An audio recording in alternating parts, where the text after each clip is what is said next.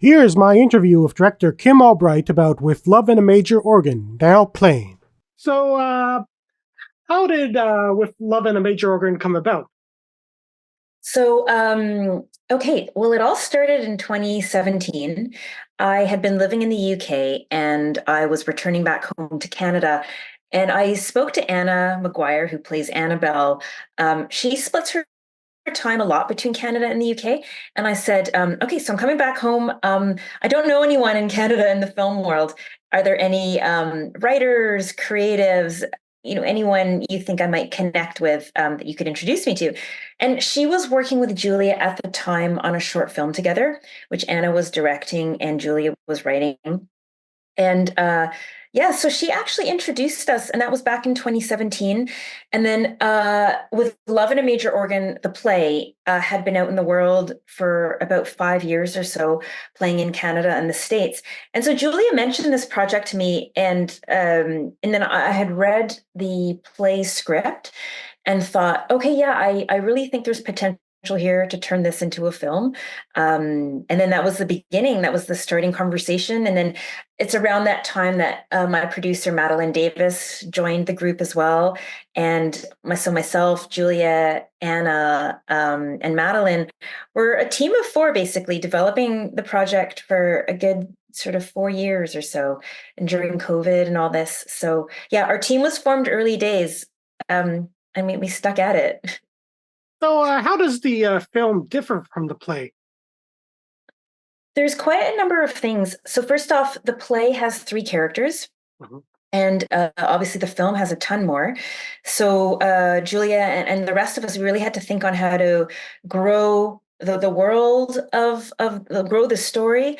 And so it had evolved in terms of numbers and cast and locations, and also, where else could Annabelle go apart from home, and where she meets George. And so we thought about her workplace and what that would look like and how it would feel, and same for George, his workplace.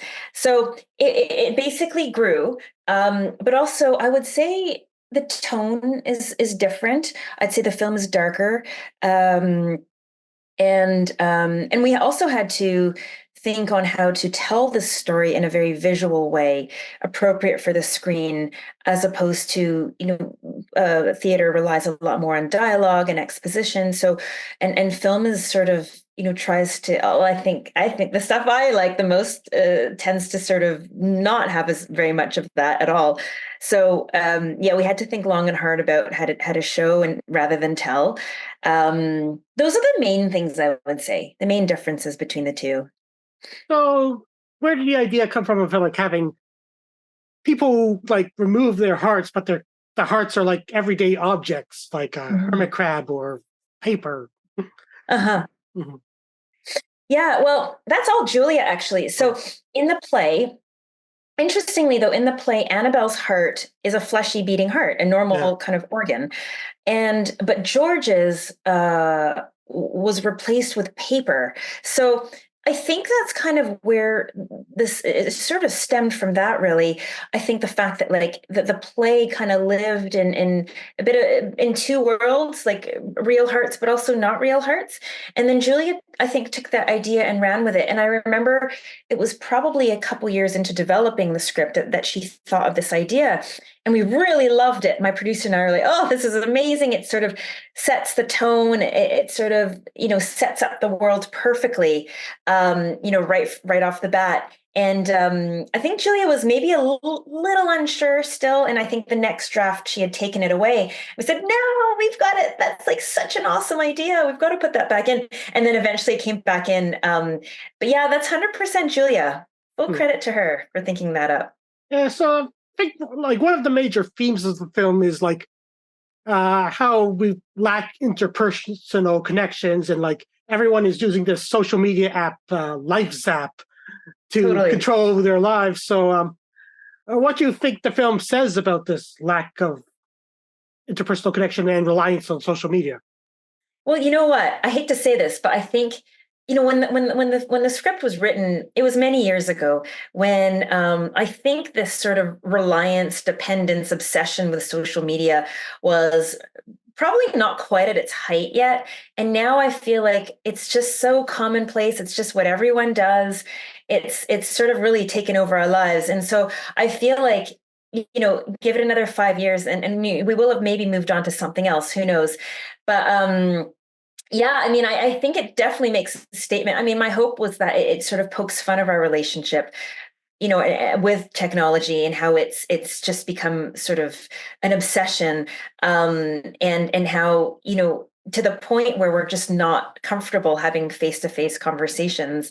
And so, it's funny because I feel like when Julia thought of that and we were talking about it, we thought, it was only just the beginning in our day-to-day lives. But I think also because of COVID, when we spent so much time on our own and probably using social media more than ever, because it was one way we could really connect with people that weren't, in our bubble, it really sort of took over. And I feel like it's like such a part of our lives now. So yeah, sadly, it was something we were hoping to make fun of, and in hopes, I think of it, we're not there really. That's not really to the extent that our relationship with technology is going to be, but I think we're there. We're past that point now, actually. I wonder if you could talk a bit about the casting of the film and how important chemistry was between the characters. Yeah, it was extremely important to me. And casting was extremely important to me. I came into this film really feeling comfortable in many other departments of filmmaking, such as the visuals. I felt like it was just something that came natural to me back when I was making short films and commercials, but directing actors was something. And maybe because of COVID too, we all sort of spent a good couple of years not, I hadn't shot anything in that time, and I felt I really needed to sort of brush up on my directing skills. And I was very determined on this film to make sure the performances were that I did everything I could to make sure the performances were as good as possible. And so I knew Anna was going to play Annabelle right from the start, right from our early conversations. I had worked with her before on a short film and saw what she was capable of, saw her talent, and I just felt, you know what, she is perfect for Annabelle. I knew she could pull it off, and I just saw through having worked with her, I saw her work ethic and how devoted and committed she is to the role, and how much research she puts into it. And so that was a given. And then with all the others, I made a point of casting comedic actors. And I spoke with our casting directors. I said, any comedic background, that's so important to me. And I did definitely keep an eye out for that in our casting process. Hamza was interesting because he came in, I only saw his tape kind of at the 11th hour. And I remember his name was in the mix, but then he was an actor it was going to be offer only. So meaning that I couldn't audition him. And so I just thought that was too risky. So I just said, no, like, let's not even consider him. And then he sent in a tape. It was totally unprompted, but he sent in a tape. It was right at the very end of the casting process. And I watched it and I thought, oh, okay, well, because I thought, I was like, okay, I think I kind of have settled on who might be George. Then I saw his tape and it just blew me away. It was a different take on George that I hadn't expected and I hadn't anticipated. And it really, I just couldn't look away basically. And then I thought, okay, well, this is really interesting. Let's throw Hamza into the mix. And we have one more session of chemistry reads with Anna, with a couple of potential Georges. And then, so Hamza was in the mix then. And I think after that chemistry read with Anna, that was it. I just knew right then and there that he had to play George. I saw how they were they sort of brought each other to life in the chemistry read. And this was on Zoom, mind you, like two screens on a laptop. They were communicating on a laptop as well. Like but it was so alive and real. And they kept each other on their toes. And so, I saw that in Anna, having worked with her before, I saw that she had been like stimulated here. And then that was it. I just knew immediately that Hamza had to play George. And then Vina was a no-brainer. So Vina plays the mom. And for me, she was a no-brainer as well. first off, they needed to look related, and I thought that worked.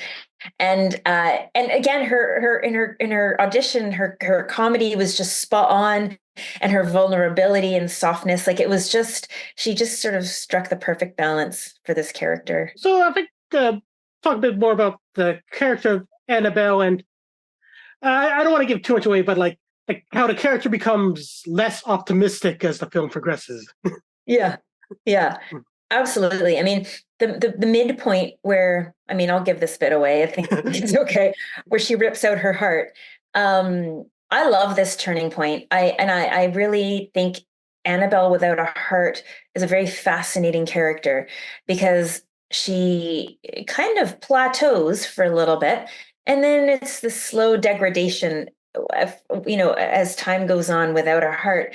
And I remember when we were fleshing out these scenes together, Anna and I, and we talked a lot about how, Annabelle's gradual descent into kind of lifelessness, and how it's this slow progression.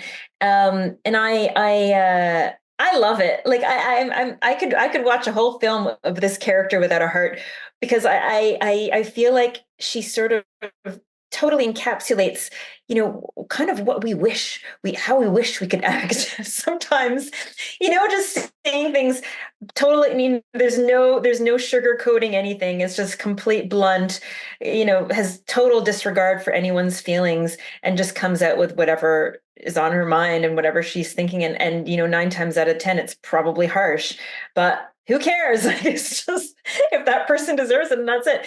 So it was super fun to explore this character, and I loved watching, like in the edit process, kind of seeing this character slowly evolve and descend into kind of almost a corpse towards the end. Mm-hmm. And then the opposite happens with George. Yeah, totally. Yeah, they just sort of like cross, totally kind of go in total opposite directions. And yeah, George is like living his best life, and sort of straddling a child and a teenager, and battling with like what the heck is going on with him. And that was super fun too, to witness on set, because the scene where he's having dinner with his mom, and I remember talking about the scene with Hamza, and how he's sort of drawn between like the old George, but also pulled in the direction of like this teenage angst, and how he kind of doesn't know where he belongs. And it's just so honest and heartfelt and genuine and confused, this sort of confusion that's taken over him.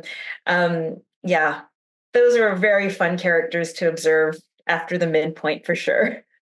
So what would you say is the ultimate message of With Love and a Major Organ? Oh gosh, there are so many. I mean, I think ultimately it looks at how we connect with one another, like we were saying before. And, and Annabelle is so brave and so courageous, and, she rips out her heart. And I feel like nowadays, I don't know, I feel like we bury our emotions, we're afraid to communicate. And so, I hope the film kind of offers some light into how we communicate and how we love, and to be bold and courageous. I mean, it's not, I don't want it to be preachy in any way, but I think just by observing how Annabelle and George kind of function with or without a heart, and what they learn from one another, and sort of this empathy, and how they can understand the world better through having each other's heart, and just sort of gain a different perspective. Um, yeah, and I think that's it. If an audience member can go away thinking about their relationships, what their heart is, how they communicate, how they love, is there a better way of going about it? All these sort of things. Then I'm happy if they can go away thinking that sort of stuff. Okay, that'll do. Amazing. Okay. Well, thanks so much, Sean. Okay. All right. Take care. Okay.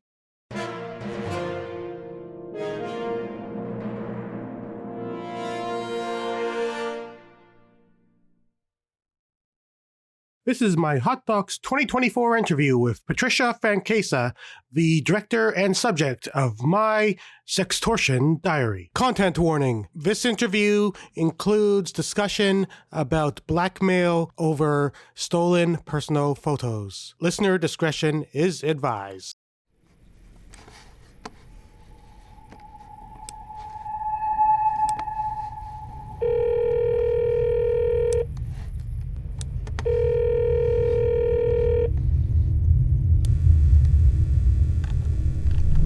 Hi Patricia.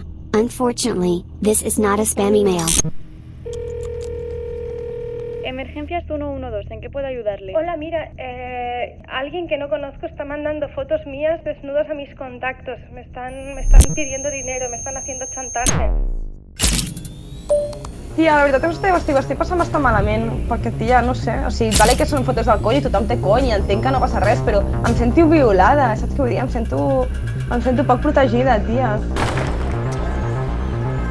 Va seguir passant-se, va seguir enviando emails, va seguir esto, no... Que bé, m'he gravat tota la conversa, Pati? Què? Que he gravat tot. Sí? Què dius, Mònica?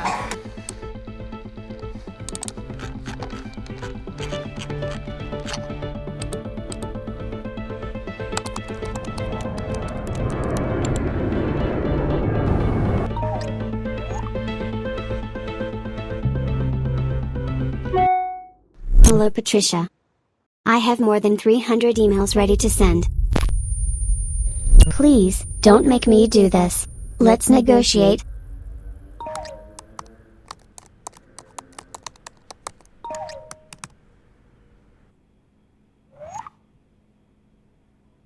Okay, so guess we could start about a bit of the background between like the incident and you deciding to make a film about it. I decided to make a film like the day after that I understood that I was being blackmailed. When I realized that my case was one case out of many cases and that it was happening all over the world. And I'm a documentary filmmaker, so I wanted more information. So like, okay, this is a documentary. So when I realized it's something that it's a part of a wave, you know, that it's not just about me.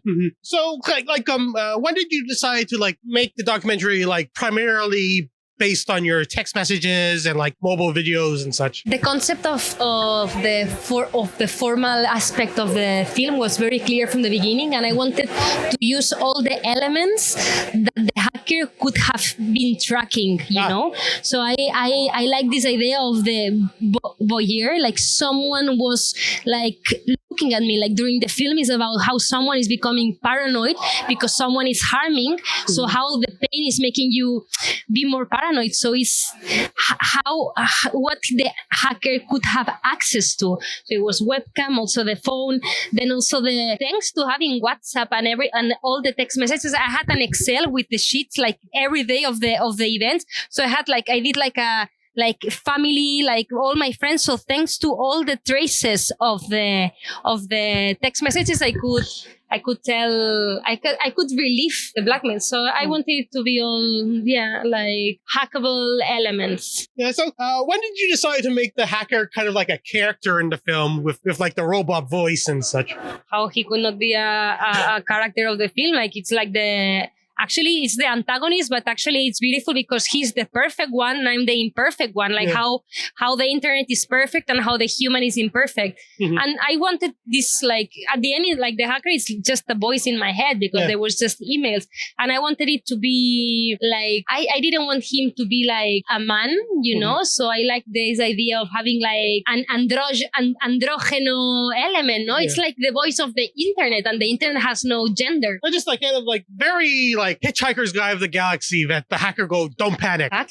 Exactly. And then I think you actually looked up the self-help steps for victims of sextortion, and the first step was don't panic, call the police. And then I don't want to give too much about the film, but like ultimately the police are not that helpful for you. They're not. And imagine having someone wanting to harm you and wanting your money, and realizing that the police, that it's usually the authority that needs to help you, is not helping. Like in the beginning, they made me think that they care, but then I realized that they were not really, like, at some point, like, you're like in the, like, they don't want, and also like they didn't want in my case, like, I guess in some point they wanted, but they were like this, they told me like, there's nothing we can do, you know, like just deal with it yourself.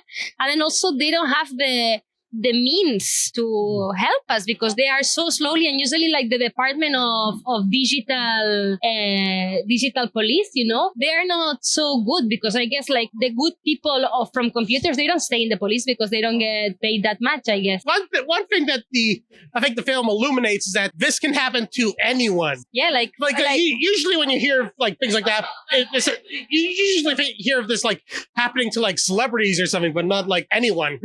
Yeah, like a lot of people is trying always to put the film on women's side, like, oh, like people when I was pitching the film, when I was like developing, oh, poor women, this is just happening to you. And then like this film is about like this, like we are all users of the internet. We all have things to hide. We are all accessible to be hacked. And also like for me, this film is important that like it's useful for young audiences because they are the more easy to manipulate. Mm-hmm. So it can happen to anyone, like, but the most target ones are the young ones. And also there is something called ransomware that they're trying to hack companies so they get a lot of money. But like small hackings, it's for teens. I'm aware of ransomware. You click the wrong link and something installs in your computer. Is it? Yeah. Exactly. Like, well, it's like they have like a ransom, like you need to pay it and then we give you back the access to your data. It's smart, no? I love it. Like I would like to be a hacker and be creative in this side. So the film like pretty much leaves the case unresolved. So was there any like developments since you finished the film? See, like at the end, like there is I don't know if you like read it, like actually we managed to make guilty, like the court said, like had a sentence, like, and it said guilty to the guy who stole my computer. They gave him 8 months of trial, but like he knows where the computer went, but he's not saying it. So I'm really trying now that on January there was like the sentence, like I'm pushing the Catalan police to link this guy has the solution to this the police report number 2. The end of the film, you actually look at the security footage to see very clearly like the guy on the counter was in on it. Right? No, of course. But as you can see, like the end of the film is bittersweet because at the end, like the bad guy is still hacking, but at the end, like the happy ending is that I'm able to tell my story in the big scale, like in the climax, we have a climax that I'm posting, but then making this film is like, okay, it's not that I'm winning, like we all win because like we know what this is, what is this and what we need to do. So yeah, I like bittersweet endings. Like I like it that the bad guy is out because I'm actually saying that it's hard to get these hackers. This is a problem. And like you did not let the bad guy win, even though things get pretty dire. Exactly. And actually, that is he winning even though I'm not paying? I don't think he won, but he's free.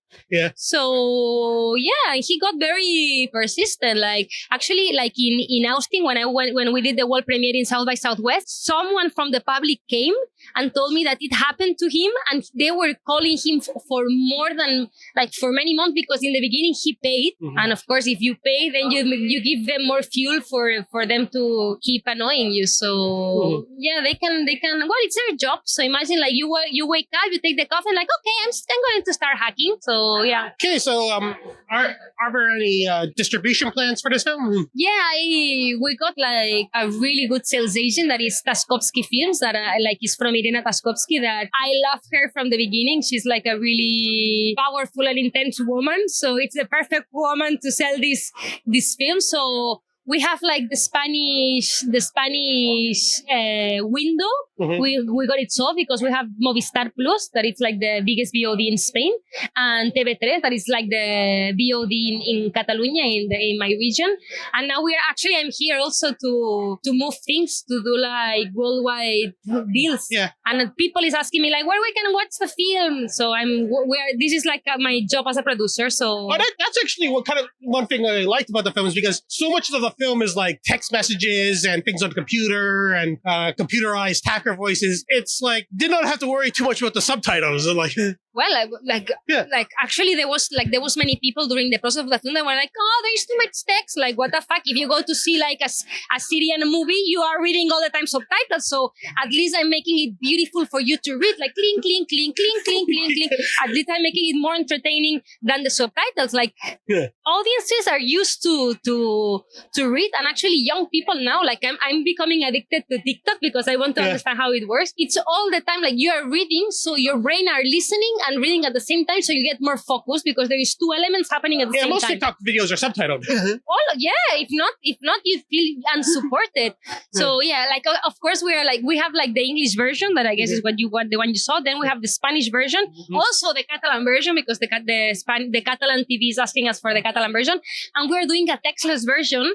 So we like if we sell the film to Japan, they can put the Japanese text, but the hacker will still be in English. I like the hacker in English. Okay. So the film itself is pretty. It's easy to be international. It's easy to localize. Exactly. Well, this is how are we envisioning the film, like the post production. All right. That's it. Yeah, that was good.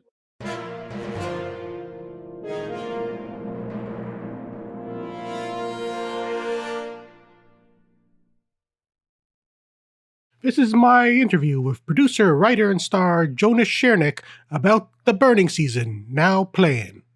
Like and subscribe for more content like this. Okay, let's get started. How you doing, Sean? All right. Good. So, where did the idea for The Burning Season come about? Well, let's see. I was trying to write a different movie with the co-writer, Diana Francis, and we've been trying for a while. We just couldn't crack it. We had a really, it was a really good idea, but we just couldn't figure out a way to crank the script out. And we tried for years, and we were kind of going to give up. And then one day I came in and to our little writing session, and we were writing with another person at the time, and Diana and the other collaborator at the time, Fab Filippo, who's an executive producer on the movie, they said, wait, we have this other idea. What about a love story told backwards? And that was kind of all it was. And so we ended up kind of taking a lot of the ideas from the other thing that we were writing and integrating them into that structure. And we got really excited about, obviously we're not the first movie that's used this device, but there hasn't been that many that have been successful. So we got really interested in what are the advantages of telling a story that way. And so we really kind of explored all the ways that can help us tell the story, and it kind of went from there. We knew there was we knew it was an infidelity. We wanted something about a trauma bond, about the timing of misconnections of love and this sort of affair, this sort of love affair that could not solidify for various reasons. And so we worked it all into this sort of backwards storytelling structure. So apart from the imagery of like the burning cabin that kicks off the film, how would you explain the title of The Burning Season? Well, the title came late. We actually had several different working titles on the movie. And this was, somebody suggested it. One of our distributor we were talking to suggested it as a title. And, we really loved it. It sort of sat with us for a while. Sean really loved it. The director, Sean Garrity, my collaborator, because he really obviously worked this idea of fire and combustion into the whole movie. He used it with his color schematics about which colors are, appearing in which scenes and which chapters. He liked the idea that this love affair was dangerous and felt like it could ignite at any moment, that it could burn down. And he used the idea of fire and light and cigarette lighters and all these things throughout the movie. So it just felt right. Also, season, of course, because the movie takes place only in summer, and the characters meet up every summer. It just felt like the right fit. So how would you say that depicting the story in reverse chronological order affects the character development? Well, what I got excited about as a writer and an actor was this idea that you meet these characters at the end of a journey. So you're seeing behavior, and it's confusing, and it's maybe intriguing, but you really don't understand why. And so by telling the story backwards, you get to track the origins of the behavior, and with each new chapter, you kind of reveal another layer, like peeling back an onion.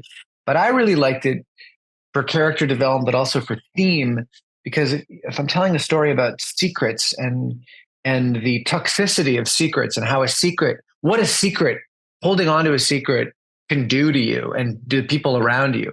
And I thought, what an interesting premise then to explore the notion of secrets by keeping a secret from the audience, in a sense. So you're watching the ramifications or the results of the secret, but you don't know what the secret is, and you're trying to piece it together. And by the time you get back to the last chapter of the movie, you're ready to be rewarded to find out what that secret is. And I love the way that holding that secret from the audience it sort of services this exploration of the theme of secrets. Yeah, well, I like how it goes backwards. Pretty much in each chapter, JB and Elena pretty much hate each other a bit more. And I kind of interpreted that JB is actually the one who was like more traumatized by what happened. Yeah, I mean, that's an interesting take. I'd leave that up to I think everybody who watches the movie is coming up with their own answer to that question, if that's a question that they're asking. And certainly with JB, you can see it in some ways in a more tangible way. He clearly has an addiction issue, substance abuse, possibly depression. With Elena, it's a little bit more subtle. It's there, and she kind of reveals bits of it during conversations, during arguments, where you get a sense that she has had a rough go of it. It's easier to dismiss that because she's in what seems to be a really a good romantic relationship, and so you kind of see her with a good man, Tom, played by Joe Pingway, and your assumption is, she's figured it all out, she's got her shit together. But clearly, based on the way she's conducting herself, it's not that simple. So how would you describe the roles of Tom and Poppy in the film? Are they merely relationships of convenience for Elena and JB, or is there any real love between the spouses? Well, again, I would leave that up to the audience to decide. Like, for me, as the writer, and again, as the actor, I wanted to create characters that it would have been really easy to make those characters unlikable or difficult, or an abusive husband, or a dismissive girlfriend, fiance. I mean, it would have been really easy to do that. And then you would have, if you write a story that way and you create characters and cast it that way, you're pointing the audience in a particular direction. But it was really important to us, and especially Sean, the director, that those characters be viable mates. That you'd be hard pressed to find, they're flawed, of course, like all people, but they're good matches for JP and Elena in a way. And so I don't see them as just relationships of convenience. I think, my opinion, they could end up with Poppy and Tom and find, happiness. I mean, these characters love each other, and they love them. And I think that that was part of the design. Yeah. Now, did you kind of struggle trying to find reasons why Tom and Elena keep coming back to the resort? I mean, yes and no. We had conversations about it in the writer's room, but ultimately her draw to the place is so profoundly magnetic and sort of organic that her need to return to that space kind of drove that. There's a couple of times where it's Tom saying, "Oh, I love it here. I love the way you are here. I love coming here. Why wouldn't we come here again?" So he gets the onus on a couple of those summers. But for the most part, I mean, that's the essence of the whole story, is that she cannot stay away from this place and this person. So I don't think we spent too much time sweating it. So we'll say for the one chapter in the hotel, pretty much the entire film is on the resort. So how is that a character in the film itself? Yeah, absolutely. It's totally a character in the film. And that location, we shot it in Algonquin Park at a summer camp called Camp Amek. And it became even more of a character when we got there and started shooting, because we really sort of realized we had this ace in the hole, this gorgeous location, and we had access to the whole place, and those drone shots, those beautiful shots from above, those aerial shots of the property and the water and the trees. And it felt to us like a I remember we had 2 locations that were our finalists for where we were going to shoot. One of them was kind of more on the nose. It was more of an actual resort. And then there was the summer camp. And Sean, our director, he picked Amek hands down because he felt that it felt like a place where there could be secrets. There's lots of areas, to hide, and lots of nooks and crannies. And so that became kind of a guiding force. So, by my count, this is your 4th collaboration with Sean Garrity. How would you describe your working relationship?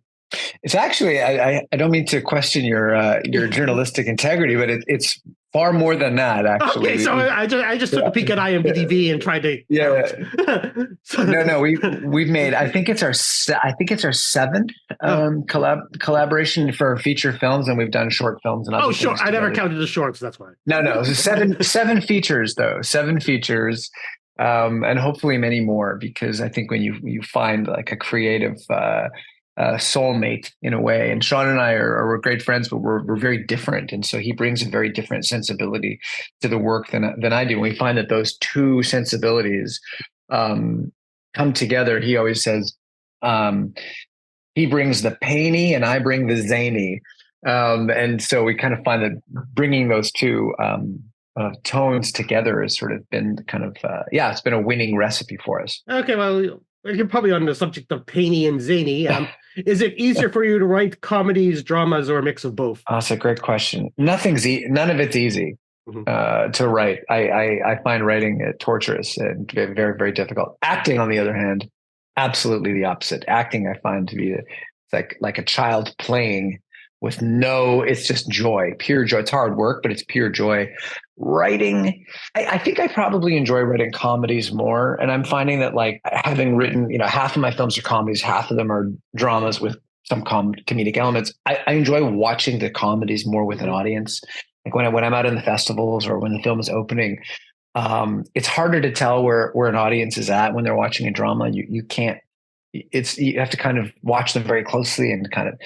I find that with a comedy, I feel like they're with me. They're appreciating it, and then the dramas. It's always like, for this film, we've been to several festivals, and audiences, they're so quiet when they're watching it. There's some laughter, there's some gasping and surprise, and they're enjoying it. But it's afterwards when we talk to them during the Q&A that I that's only then that I realize that I've reached them, and the people really seem to respond to it, and they want to talk about it. And so, so I don't know, hard to answer. Well, I think you seem to be doing something right, because if I remember correctly, you won for Best Screenplay at Canadian Film Fest.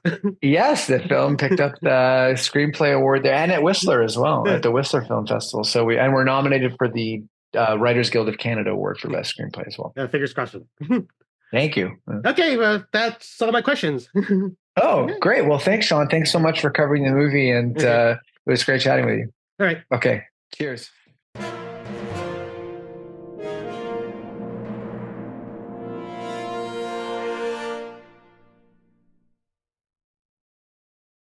This is my interview with writer, director, producer, and star Caitlyn Sponheimer about Wild Goat Surf.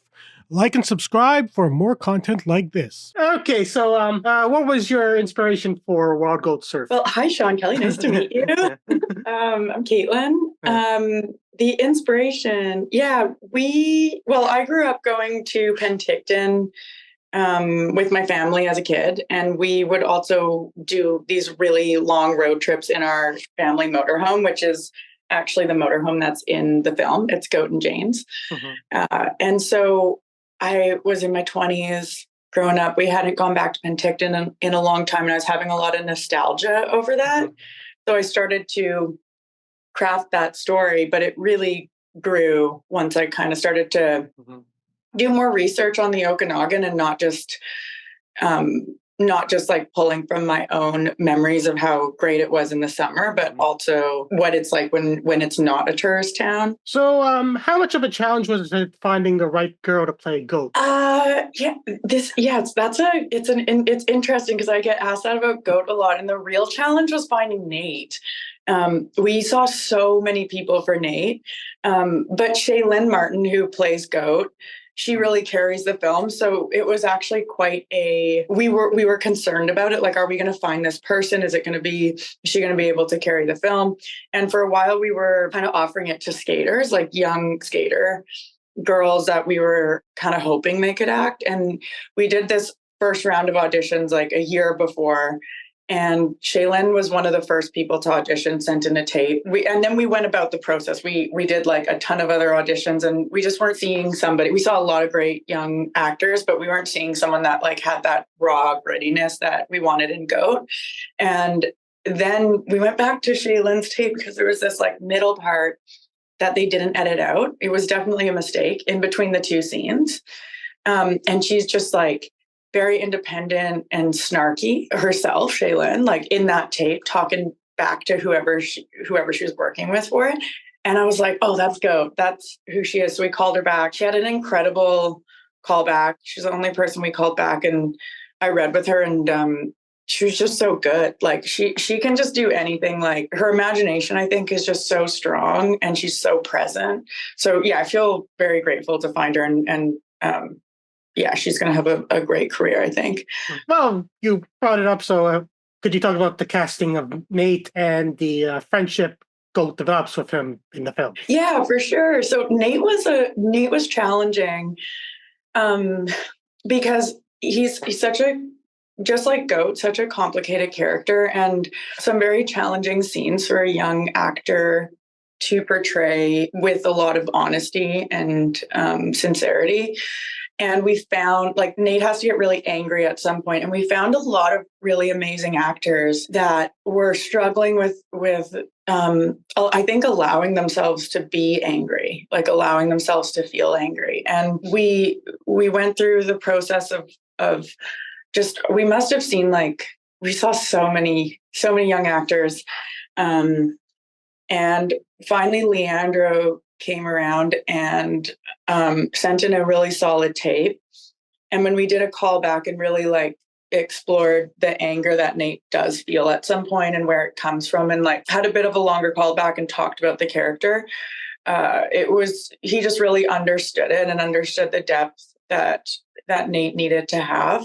And then the relationship between the kids, we did actually do a chemistry read between them, and a few other options for Nate with Shaylin, because she was our first one cast, and then we based everybody else kind of around that. Mm-hmm.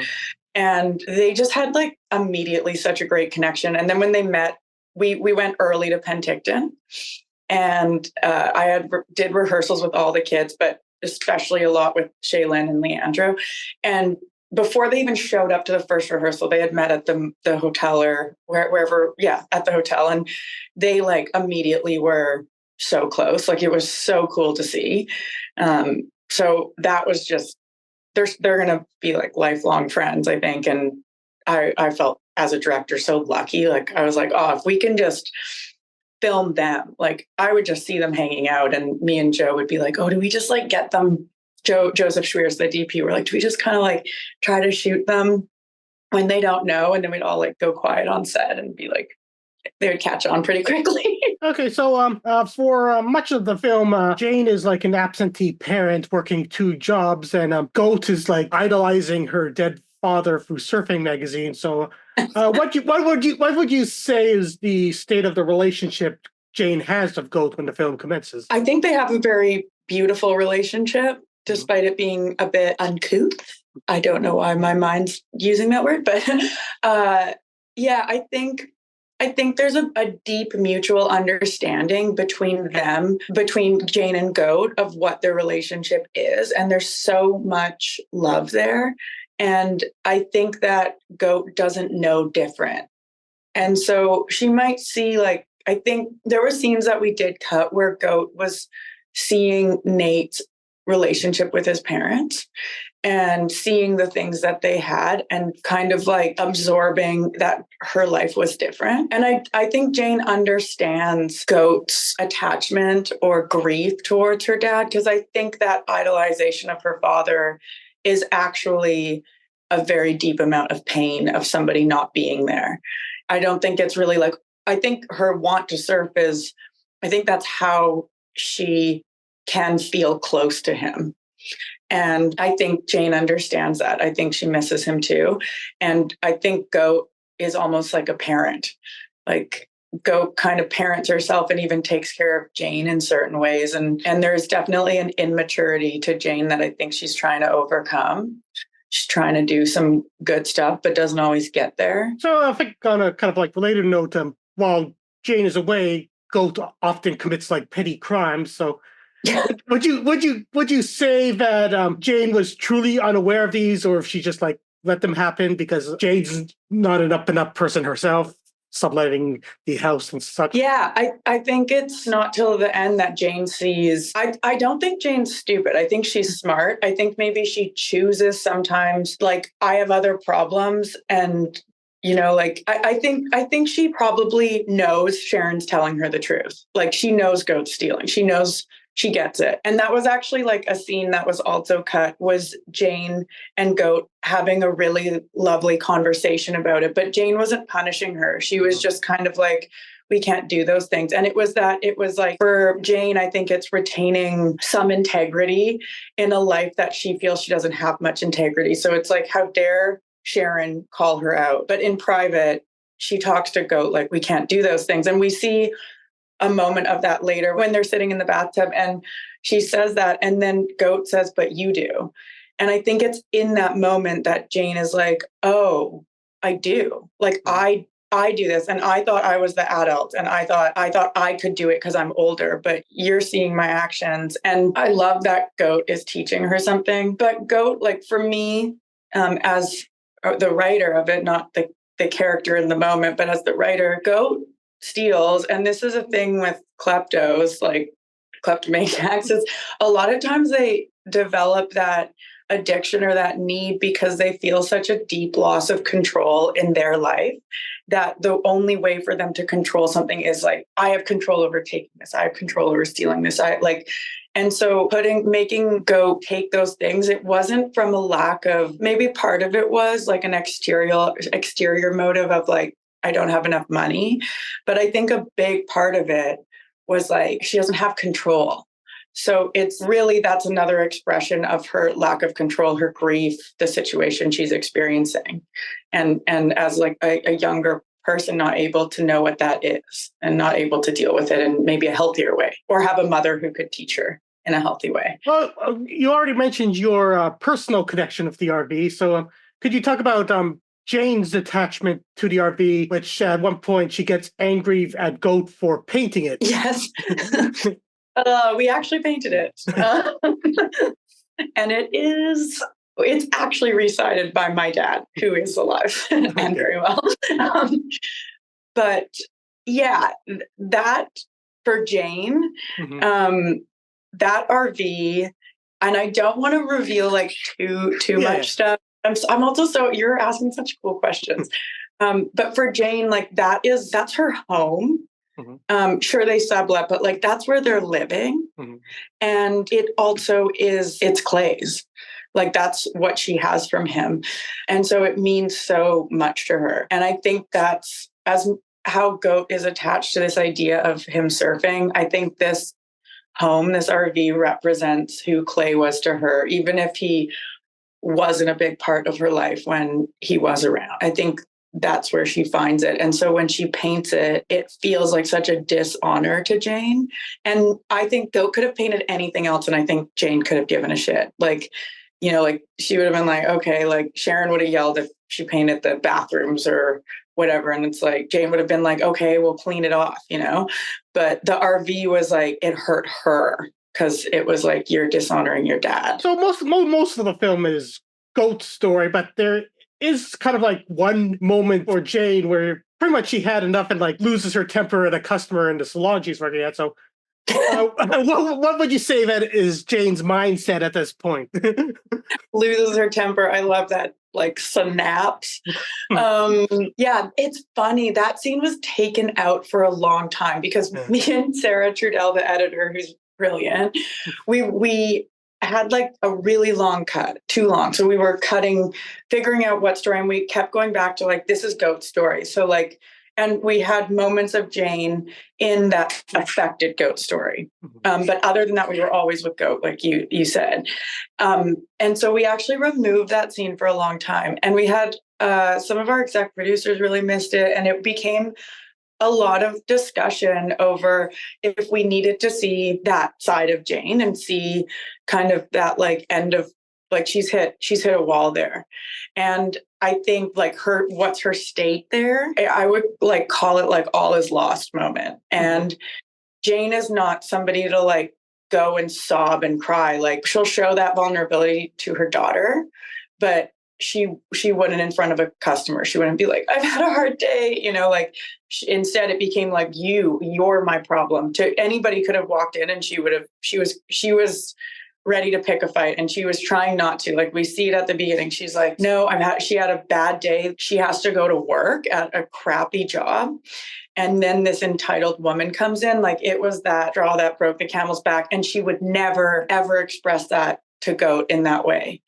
And I think that's what makes their connection so cool. But it was safe for Jane to express it to a stranger. Mm-hmm. And then she knows right after. She's done there. Like she knows.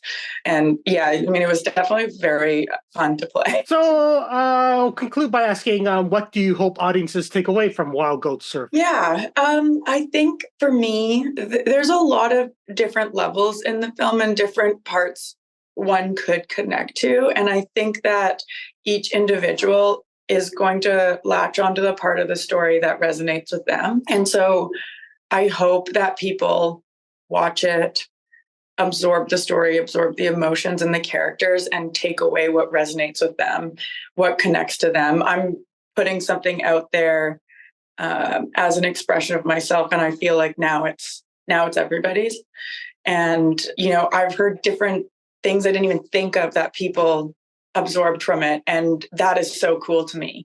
So now it has its own life, and whatever resonates. And I want to hear those things. I think it's so cool when you make something and then someone's like, oh, I felt this, I took this away, and that reminded me of this from my childhood. And that's so cool. Like that's the point of art and expression and storytelling, really. All right. Thanks. Hey, thanks so much, John. It was really lovely to talk to you. I appreciate you having me on. Okay.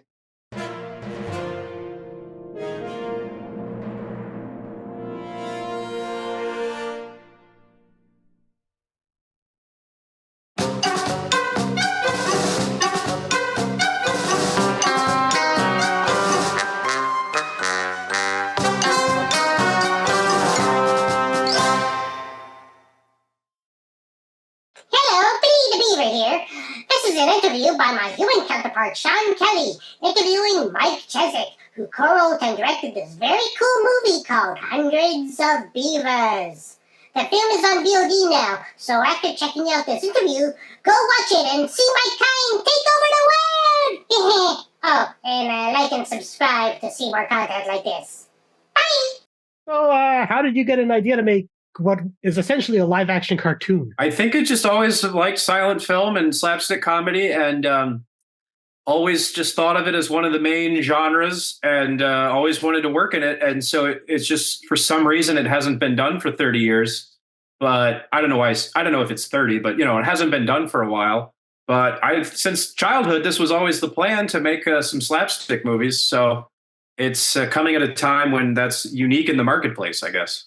Okay, well, I have to ask this, being Canadian. Every time I see like a film with like an old-timey style, I think of Guy Maddin. So are you influenced at all by his films?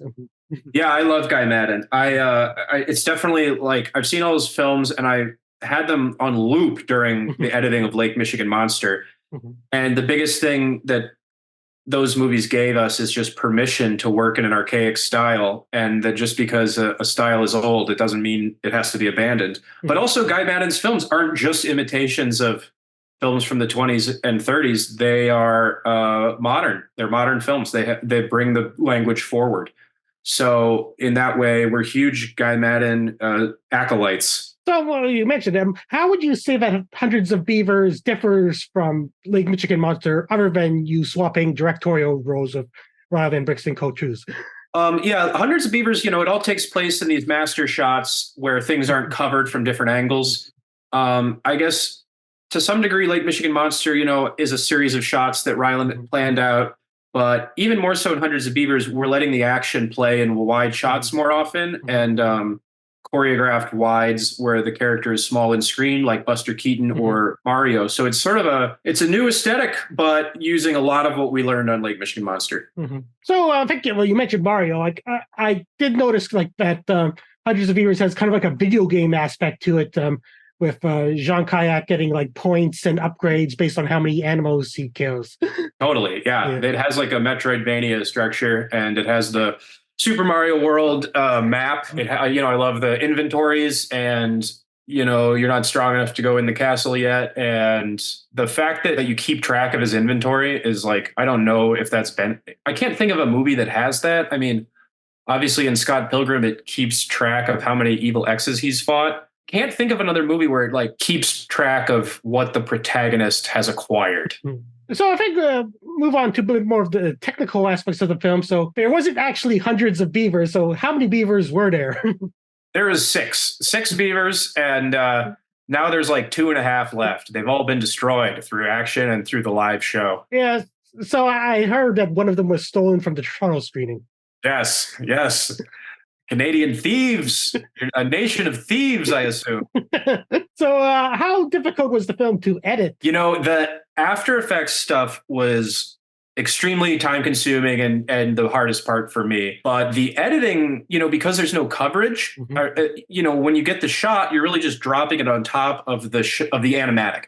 So everything's boarded out, and then you're just putting the elements just on top of where they go, and you're not actually making a lot of editing decisions, except in the few instances of coverage, like the wolf fight or the reverse shots of Rylan and Olivia. But other than that, it's just a matter of picking the in point and the out point and the speed of the shot, and then doing the compositing work. But there isn't, coverage. We're just counting on getting the one shot we planned correctly.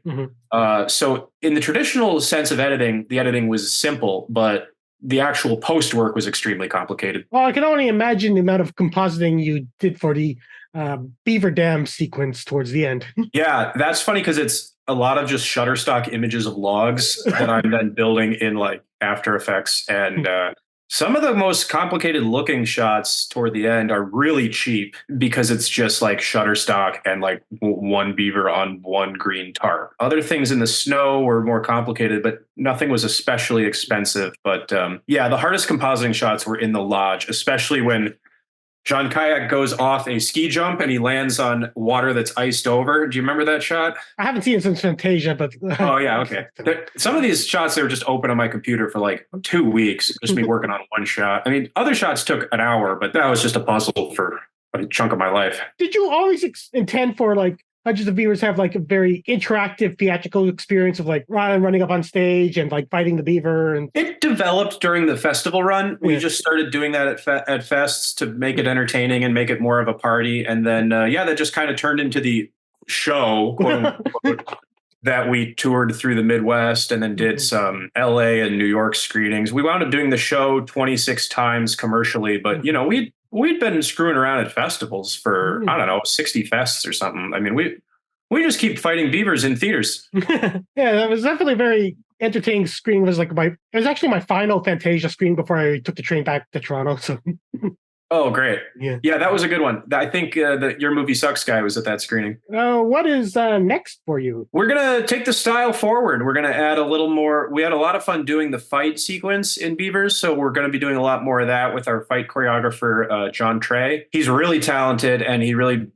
he designed that fight and really made it his own. I tried to, keep the blocking somewhat in the style of the rest of the movie, but that fight is really John's baby. And so I'm excited to work more with John to do more combat, not just slapstick, but bring a little more Hong Kong into the style we're establishing. Yeah, actually, I was actually talking to Peter Kuplowsky yesterday. He was talking about how you were like playing a martial arts film or something. Yeah. Love Hong Kong, love 80s martial arts especially. But I'm a huge admirer of that whole other wing of physical comedy. And I think with Beavers, we've clearly made a very American film and hoping to bring in a little more Hong Kong influence. Are you happy with the success that Hundreds of Beavers had? Yeah, it's been very grateful for how much people appreciate it. And I don't know. This is not usual for an indie film, so we're extremely grateful. And everyone's been really nice. And even the people that don't love it are like so respectful and polite about it. So yeah, I don't know. It's been great. But I am excited to get back to work because it's, been a year and a half of releasing the movie and talking about it. And, eventually it's fun to have a mission in life and, a goal. And then it's time to dig into the next project more soon. So I'm excited to get back to work, actually. So Hundreds of Beavers is on streaming now. So, do you plan like a Blu-ray release? Yeah, I love Blu-rays, and I want to do a really nice Blu-ray release for this movie. Actually, I have my Lake Michigan Monster one here. Oh, very nice. The zoom is kind of like erasing it. This is one of my favorite releases ever. Was the Criterion Mad World, which is our posters based on this. I don't know why I pulled this out, just because I'm just saying, look at how many special features there are. Look how good a Blu-ray release can be. It's like this one is like the gold standard. This and the Lord of the Rings box set, of course, but we won't get anywhere near the quality of that. Okay, so thanks for talking about the film. Yeah, thanks, Sean. I really appreciate all your kind words over the years. It's been so sweet. Thank you so much for your support. Yeah, I think I saw both your films at Fantasia, even though I live in Toronto. Awesome. Yeah. Love Toronto, love Montreal and Fantasia. Can't wait to get back soon. We've just been doing so many fests. I'll probably take a break from fests for a little bit, but yeah, once we're digging into the next movie, I can't wait to get back. Well, thank you, Sean. Okay.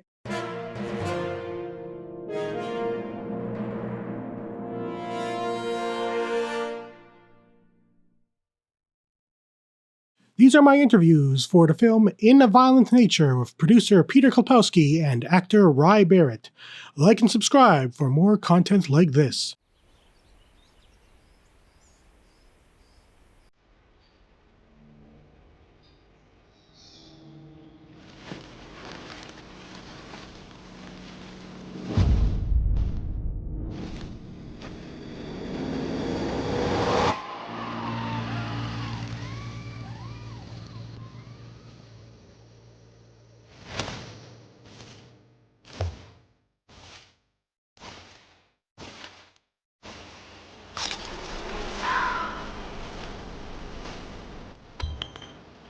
What the?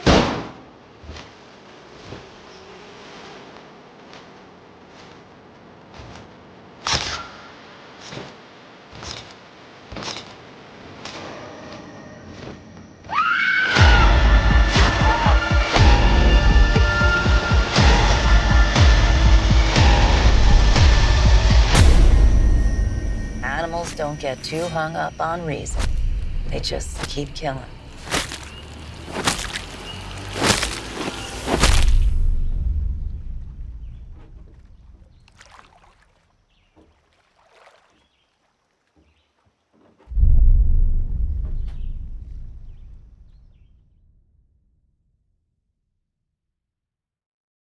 First up is co-producer Peter Kuplowsky.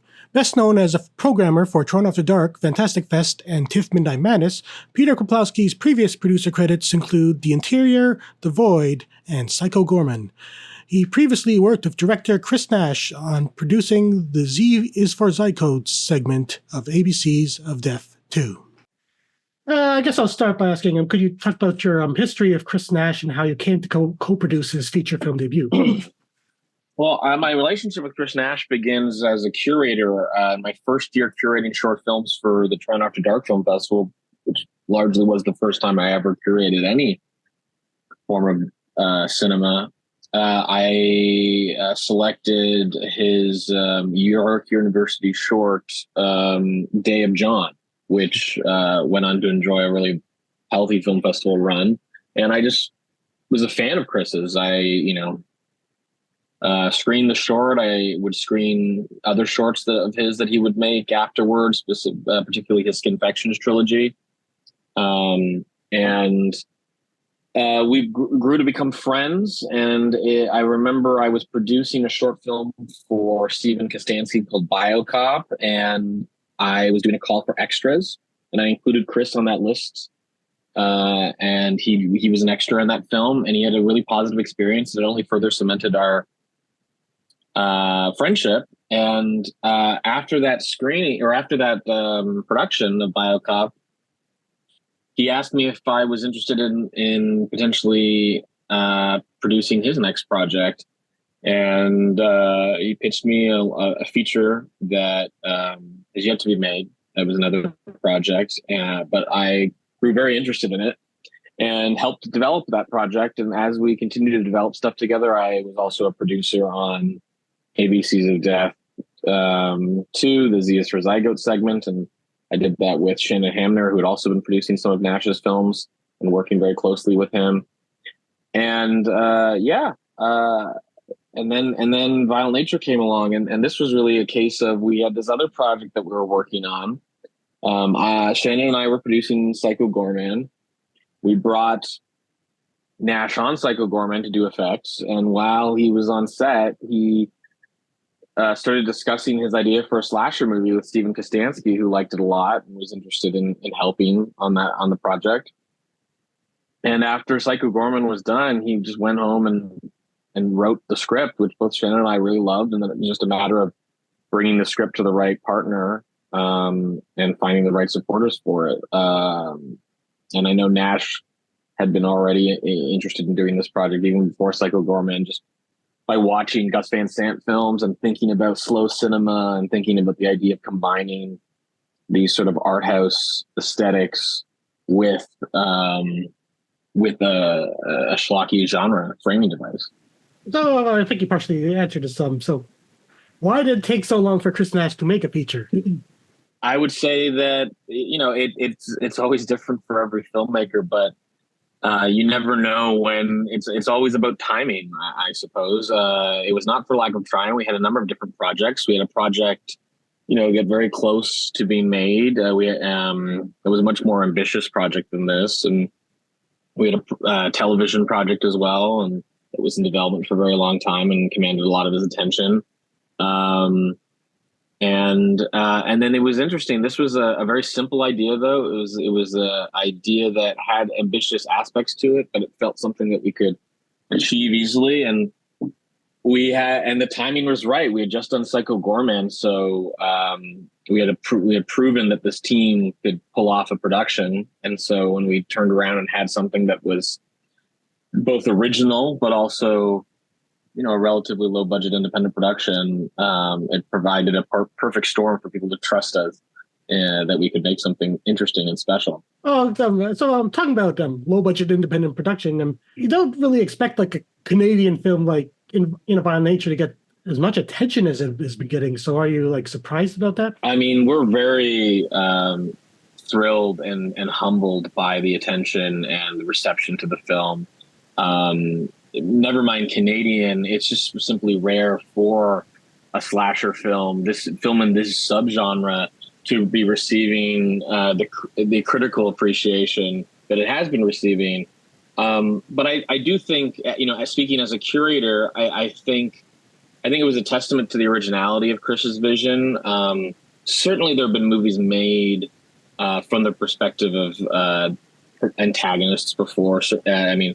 There are films like Behind the Mask or Tucker and Dale versus Evil. We were inspired by Elephant, or a film like Angst. I mean, this device is not entirely original, but there was a commitment to the bit. There was a tone that I think was very original and very striking. I think the fact that the film didn't condescend to its subgenre, but rather indulged in its subgenre, was something that I think made it stand out. And I think it was the right timing. I've observed myself that there's been a bit of a slow renaissance in the slasher genre and interest in the slasher genre since the reboot of Halloween. But, Nash was bringing something that I think was not seen in the marketplace, to use a crude term.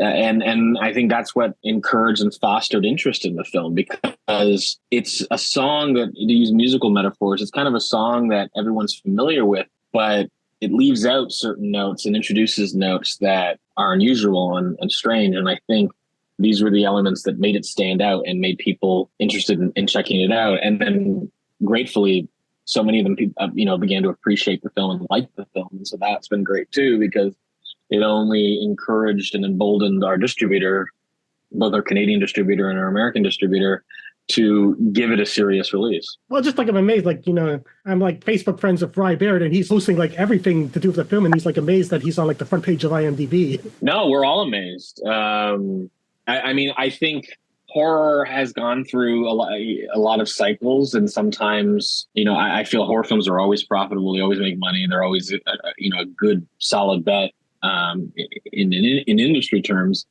But there has been definitely a real renaissance of industry support and appreciation of the horror genre.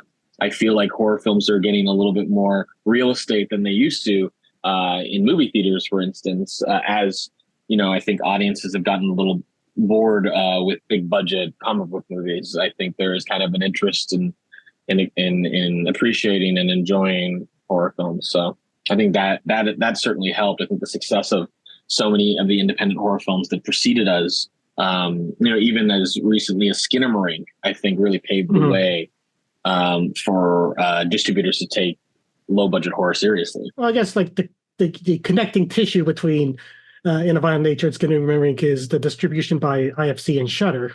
Yeah, I mean, and I think that's their success with Skinamarink that certainly emboldened them to have a considerable U.S. release. Yeah, so that distribution deal come before or after the Sundance premiere? We were in talks with Shudder before the Sundance premiere. They'd been supporting this project from the very beginning. Could you really talk about the experiences shooting the film? It was one of the most challenging productions I've ever worked on. I think that goes for everyone involved.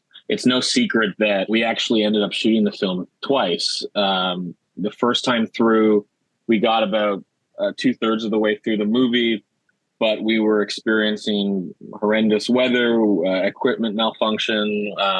We had actors that had to leave the production due to medical illnesses. We had the heads of department get exchanged at the last minute. We had issues, with wardrobe, and at a certain point, it got so challenging that we ended up actually shutting down early to regroup. And in that time, we reviewed the footage and realized that there were things that we would have to return and reshoot. We realized there were certain actors we weren't able to get back again, and so we would have to recast.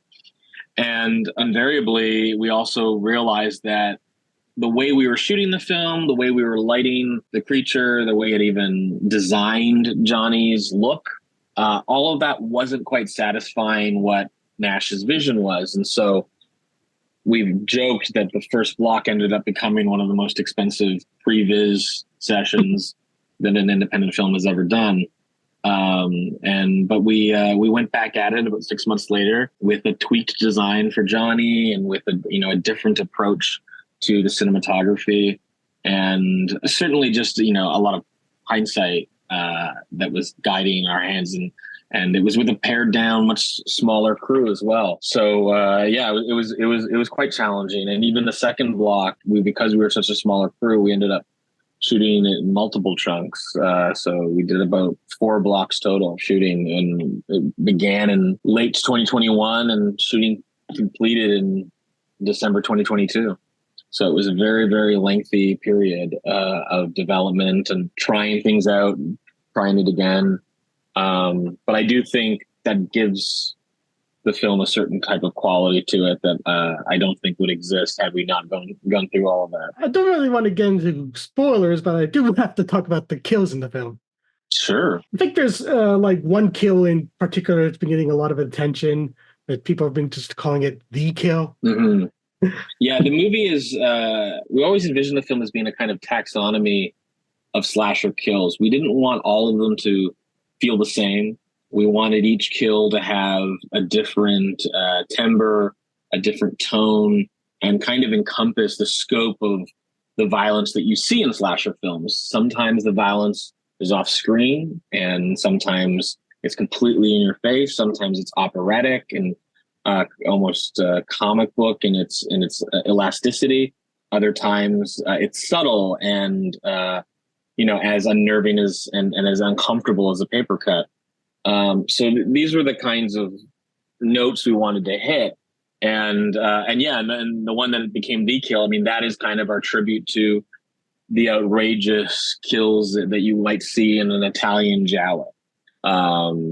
And it was a very complicated sequence to do. Or Jason Voorhees in the latter films. Yeah, and some of the more elaborate Jason kills. Yeah. For sure. I mean, and the Friday the 13th films and the Burning, all very key, influences on the movie. Absolutely. That the kill, the one that everyone seems to talk about, it was a very complicated kill, but it was something that was written in the script, beat for beat, and it was definitely one of the kills that we knew that we could not afford to not make work. I mean, there were some other kills that we did tweak and change that maybe were too ambitious on the page, but that was a kill that we knew had to be there. It was a very important one. It's very much the midpoint of the movie.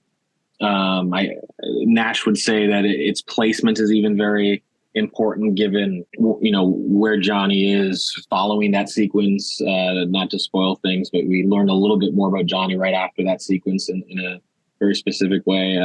It was a tough sequence to shoot. I believe that sequence was shot over 4 days, but not consecutively. They were weeks in between those days. In fact, one of the shots in that sequence was the very last thing we shot in December in Shannon's backyard. And if you pan to the right or left, you would see snow. So it was really a granular sequence that we worked on to get right. And, some people asked us, well, how did you even come up with it? And it was, Nash just said, it was very organic. It was just, he had come up with these tools for Johnny to use, and he just sort of thought logically how those tools might work and how they would. And so it wasn't even in an effort of like, we have to come up with the craziest thing ever. It was just him trying to think of a logical way to kind of use these very unique logging equipment. And that's what we came up with for that sequence. What is next for both the film, you, Chris Nash? Well, we're just going to enjoy the fact that we have an unprecedented opportunity for an independent Canadian slasher film to reach as large an audience as we're being offered, and that's just overwhelming and wonderful. And I just hope, not even just for the sake of our production, but for other productions, that the film does well and performs well, and is only further proof that there is an audience that has an appetite for horror. And that it doesn't need to be $100 million horror. It can be low budget. It can be something in which the ideas are paramount and not necessarily, it's not necessarily about who's in it. And it doesn't necessarily need to be tied to a franchise either. I love all these franchises. I hope they make another Friday the 13th. I hope we continue to see these horror icons from the 80s. But I also hope that, producers look at this as an opportunity to explore and introduce new monsters and new creatures, and to take chances and be, and let horror filmmakers continue to experiment with the genre. Because I think if you look down the line, I think all the horror films that have endured were often experiments in the genre to begin with. And so as for what's next for this team, I'm working on a few other projects with other filmmakers that I work with. Chris is working on projects as well. A lot of people have asked us if we'll continue to see the adventures of Johnny in the future. And while we can't confirm anything, we've certainly been thinking about it as well, because, the fact that audiences have embraced the character and are interested in this unique way to tell his story have us also considering, well, what else could we do with this character? And how else might we photograph this character again in a unique way? I think if we do continue to make movies with Johnny, I think we probably wouldn't repeat ourselves. We would not necessarily make a conventional slasher either, but I think we would find opportunities to do something unique again, because I think that's what keeps us interested in the genre. Okay, wonderful, awesome. Well, thank you so much, man. It really means a lot that you liked it. Yeah, and because I know it's a strange movie. It's very slow by design, but I'm really I know it's the slow parts but then, I broke down laughing in the press screen. Good. Next up, we have actor Ry Barrett, who plays the killer Johnny. The Guelph-born and Toronto-based actor's best-known credits include titular characters in 2014's The Drownsman, 2015's The Demolisher, and 2022's Cult Hero. Okay, so let's get started. How did you end up getting cast for what is essentially the Canadian wilderness equivalent of Jason Voorhees? Well, I got in touch. Well, Shannon Hammer actually sent me an email about the film and kind of what the character was, and then I met up with her and Chris Nash and just had a little talk about what the project was and what the character was and what was kind of needed and how the different perspective was going to be in play and everything, and knowing their work and what they'd done in the past and how great what they've done. I was just really excited to be a part of that and to jump on board. So for pretty much the majority of the film, you're either shot from the back of the head or wearing the mask. So how challenging it was to perform a mostly silent and physical role like this? It's a different kind of animal, really. You have to rely on total physical elements, and I give myself rules for characters like that. Just specifically for this one too, and this was after a lot of talk with Chris as to what exactly Johnny was and what kind of character he was. But you kind of have to give yourself some rules and some kind of a checklist that before I started rolling, I just go through mentally and be like, all right, Johnny does this, just to keep it consistent, so that throughout the film and with all the walking and from jumping from this scene to this scene and this part of the film to this part, just to make sure it was all consistent, and that Johnny would always have the same kind of flow and everything, and then to add in little bits of flavor and nods to other past characters, but then doing my best to not copy too much of that and to create like an original character himself. But yeah, it's a challenge when you can't talk or really express with your face. Well, I guess we'll talk about the nods to previous characters. So obviously, I think most people are going to be comparing In a Violent Nature to Friday the 13th and Jason Voorhees is killed. But well, Johnny, like pretty much no two kills in the film are actually the same. And so could you talk about the variety of kills in the film? Yeah. So those are all designed and created by Chris Nash, our writer-director. He designed all these kills, and they're all in the script, and then they built the prosthetics and all the effects around how they had to be. But I think a lot of it was just wanting to be creative and to do something interesting that maybe people haven't seen in either a slasher film or any film for that matter, and to just do something different each time and kind of up the ante.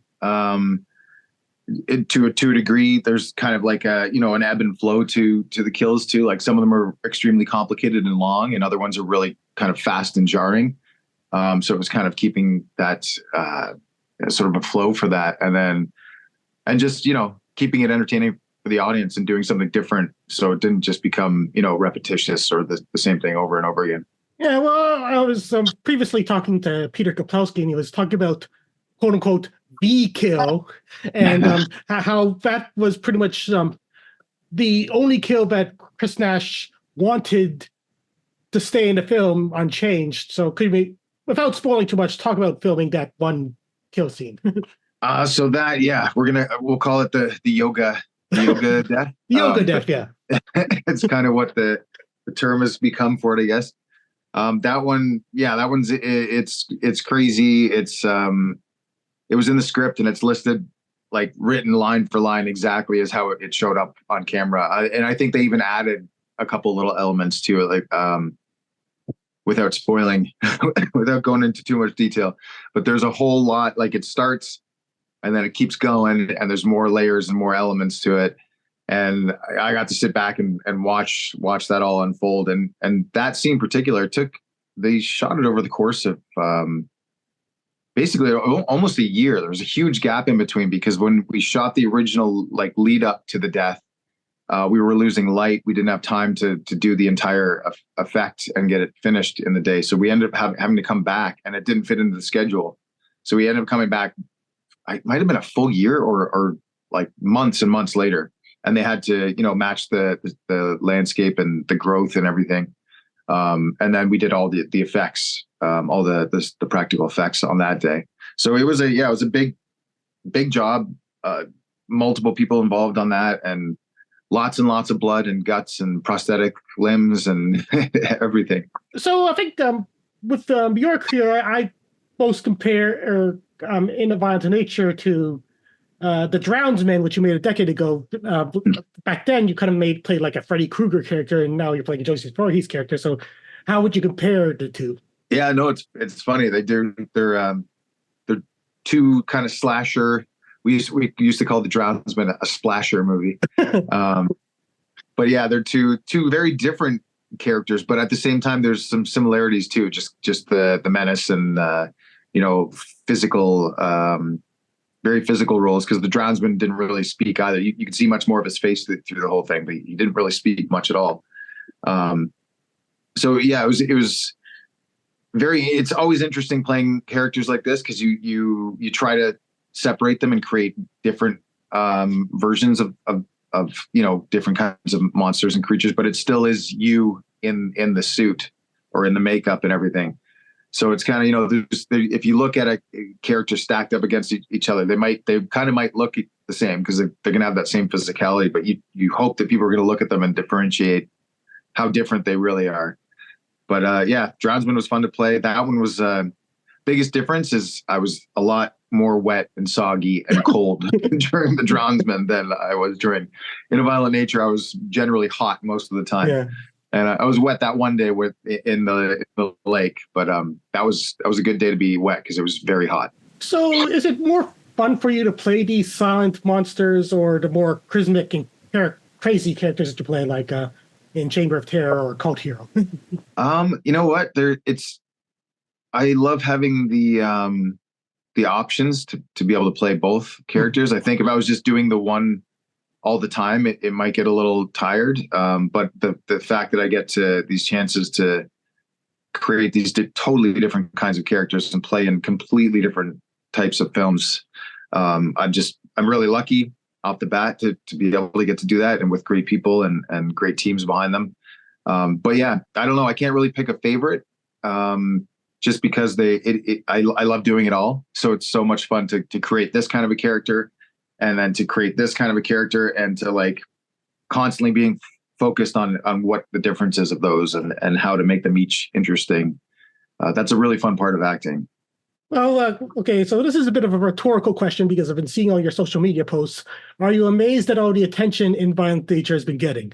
I am absolutely blown away with the attention has been getting, and like every single day I get messaged a new thing or tagged in something, and I'm just like, this is crazy. This is nuts. And I'm trying to share everything to help promote the film, but at the same time I'm like, people must be getting annoyed with my social media posts at this time because I'm like just sharing so much about the film, but it's like I'm just trying to share people who are supporting it and promoting it too. So yeah, I'm just blown away by how much it's getting attention and support and hopefully love. You got to go to Sundance and get fancy portrait photos. Yeah, exactly. I mean, it has gotten a lot of love too. So I can't say hopefully the love, but yeah, it's about to open to the public in theaters. So we're waiting on seeing what that's going to be. It's one of those films where people are it's gonna be one way or the other. You're gonna absolutely love it, or it's just gonna be not for you at all. We're ready for both those reactions. We just hope that the ones who love it are the louder ones. Yeah, well, like the press screening last week, I kind of like broke out laughing during the big kill scene because I'm that kind of guy. Yeah, well, and it's supposed to. Like, there's definitely laughs in there, and there's comedy in there. So we're glad when people realize that too. So okay, well, thanks. Yeah, thanks a lot, Sean. Okay, take care, man. Right. In a Violent Nature opens on Friday, May 31st. Get your tickets at one of the URLs shown on screen.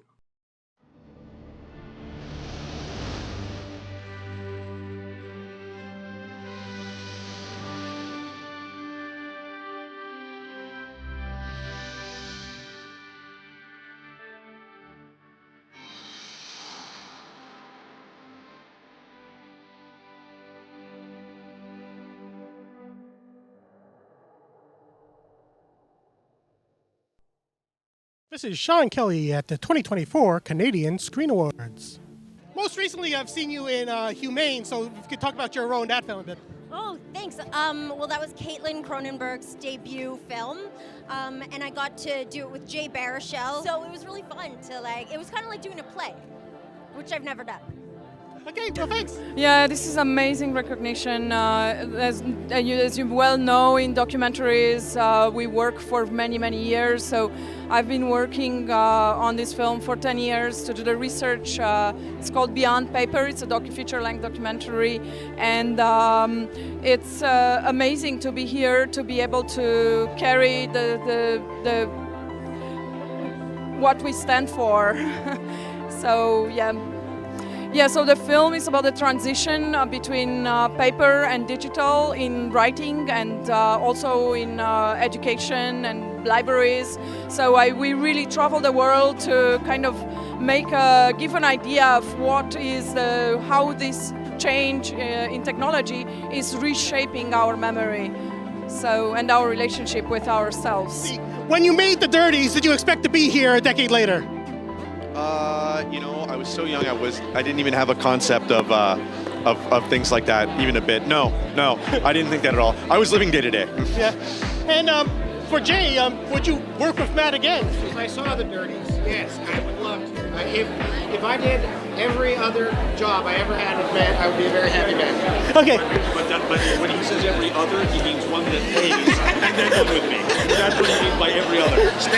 Yeah. I was going to make a book called Twice Colonized. I was colonized by the Danes first, where I lost my language and my culture. And then I moved to the Canadian Arctic, where the Inuit are also colonized by the Canadian state. Mm-hmm. And therefore I became so skilled in 4 languages and 4 ways of doing things. I think it was an amazing learning experience, expanding your ability. And it makes you become more humane and more understanding, I think. Hi, this is Sean Kelly.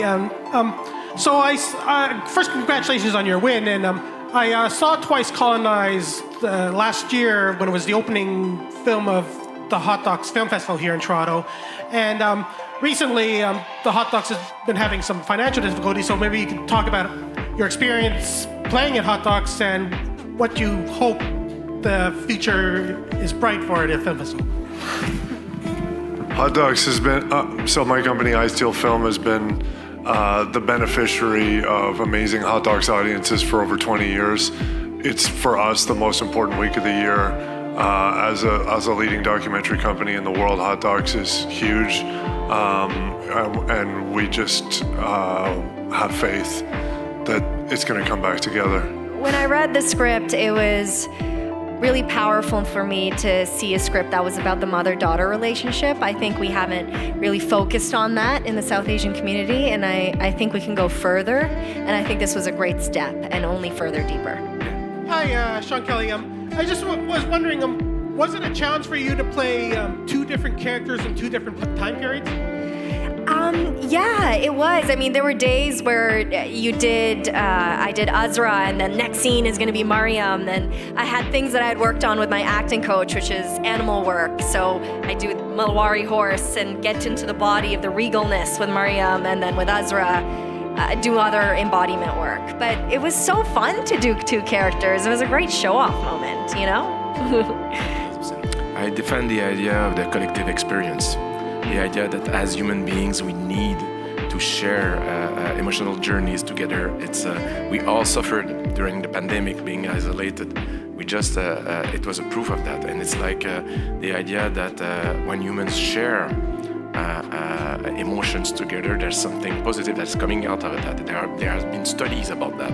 The idea of awe, the idea that you, as humans, it elevates the soul. And it's something that we need. It can be with cinema, it can be with music, it can be with great meals together, I don't know, but sharing together is something that is essential, and I think the theatrical experience is very important. Cinema is by far one of the most powerful, if not the most powerful art form there is right now.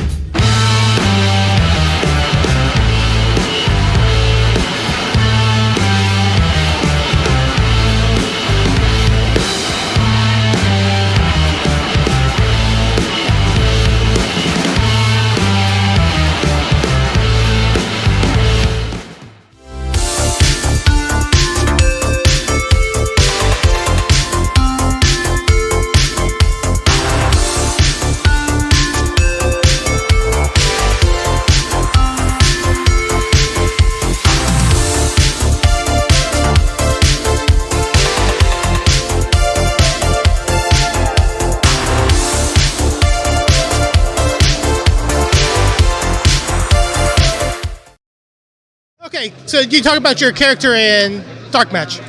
I'm Sarah Canning, and I play Kate the Great, who is one of the faces on the team. And, you know, she's just having a great time with her opponent Misbehave. And then you get to see that relationship and Kate's character evolve through the film. But I can't say too much about it because it's a big spoiler. Okay, thanks. Could you talk about your character in Dark Match? Yeah, her name is Misbehave, and she is one of those very hardworking, very talented professional wrestlers from the 1980s who's trying to figure out how to make it out of being a heel into, you know, being a face, or at least feeling like she gets the recognition for the work and the talent that she has. Yeah, I guess that's like the gist of it, really. So, were you familiar with pro wrestling before taking this role? I was familiar with pro wrestling, yeah. When I was really very young, I'm talking like 5-6 years old, I used to watch the WWF at the time, and Saturday mornings with my cousins, and we would all, you know, pretend we were wrestlers and jump all over each other and pretend to beat each other up and do that whole thing. And then later on in life, around the time when I started doing BJJ, there was a show, I think it was called Toughen Up, and you'll have to correct me on that, where you could try out and they would teach you essentially how to be a wrestler. And I had just started doing jiu-jitsu, and a girlfriend of mine and myself had really considered going down to the States and seeing if we could make it onto the show. And I think I just chickened out. I don't, you know, it just seemed like such a leap. And also taking bumps just looked absolutely terrifying, which I'm very happy to have had the chance to learn to do on this movie. But at the time I was like, oh, I don't think I can do this. So I stuck with jiu-jitsu. But yeah, so when this movie came out and I had the opportunity to revisit it, and I knew that I would have the opportunity to learn how to take bumps, in particular, I should say, I couldn't miss that opportunity. So we're training for the wrestling scene's hard? It was terrifying at first, but we had really, really, really good support around that, and we had plenty of time to practice. And I think it's just like really feeling committed and determined to be able to do it. I really wanted to be able to do my fight choreographies from beginning to end, and I really wanted to be able to take the bumps. So you just kind of have to shut that part of your brain off sometimes and just get it done. Yeah. All right, thanks. So, talk about your character in Dark Match. He's one of the darker characters of the film, part of the cult that drags the boys in, and then we have our way with them.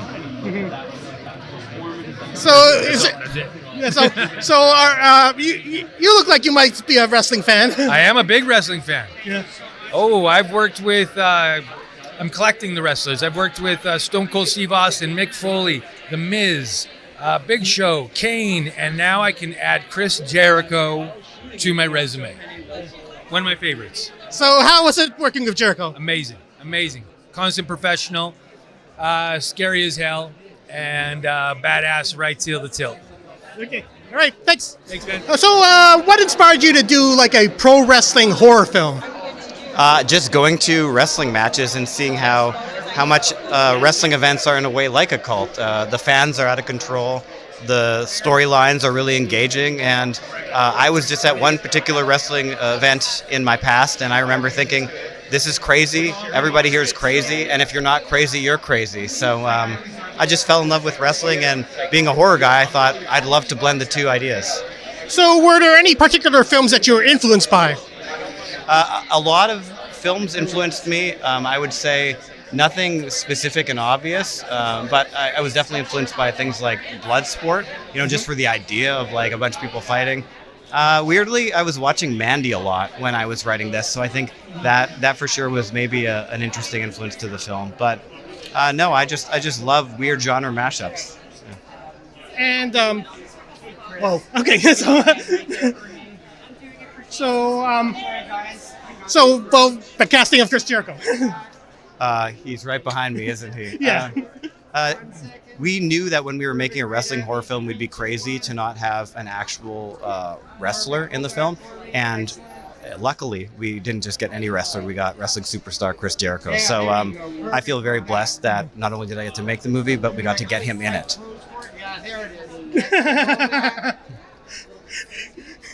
Okay, that's a good end point for that one. So. Okay. In addition to wrestling, you are a big horror fan. So, what do you feel about being in a film that combines the two? Yeah, it was interesting. Like when I first heard that it was a wrestling movie, I was like, I don't know.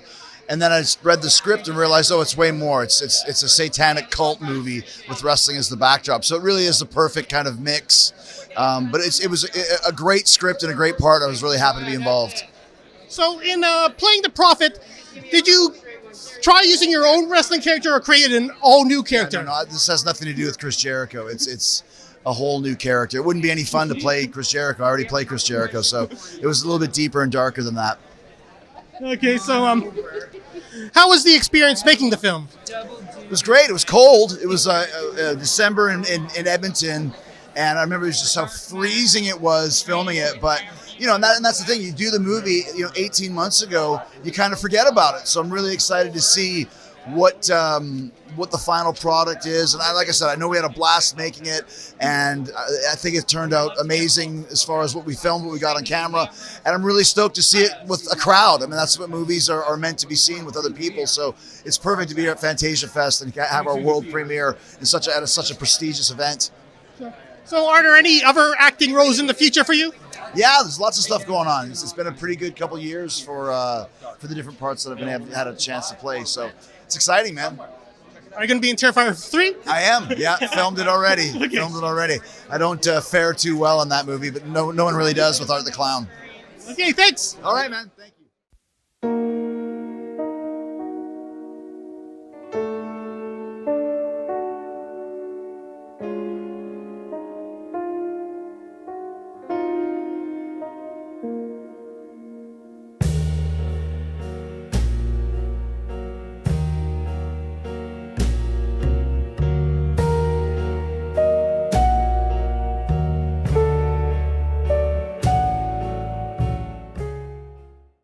So I'm a big fan of your remake of The Blob and how different it is from the original.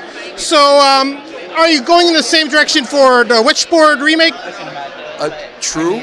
We honor the original, and we it's great to have a resonant piece of pop culture like Witchboard that we can reimagine, reinvent, and bring to a whole new audience. And for me, really, it's an opportunity to do everything I wanted to do in horror that I haven't done yet.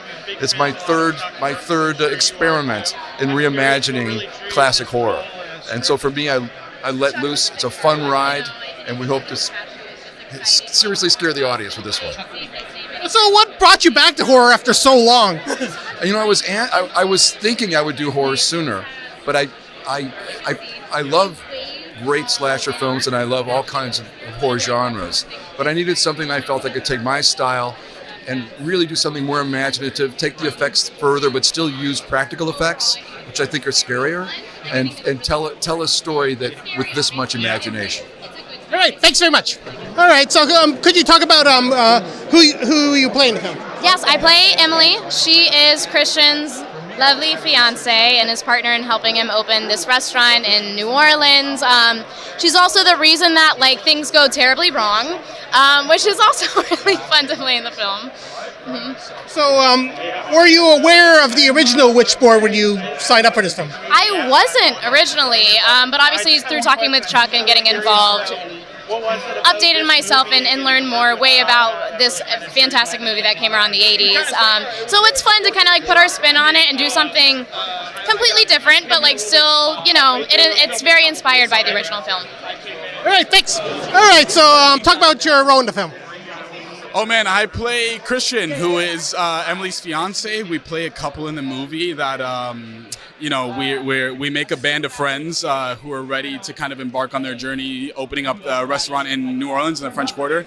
But within the midst of opening up our restaurant, my fiance Emily finds a Witchboard, Ouija board, in which starts to kind of transcend and take its own life and change the course of our lives, and that's what you end up seeing in the film. But yeah, I play Christian. So were you aware of the original when you signed on?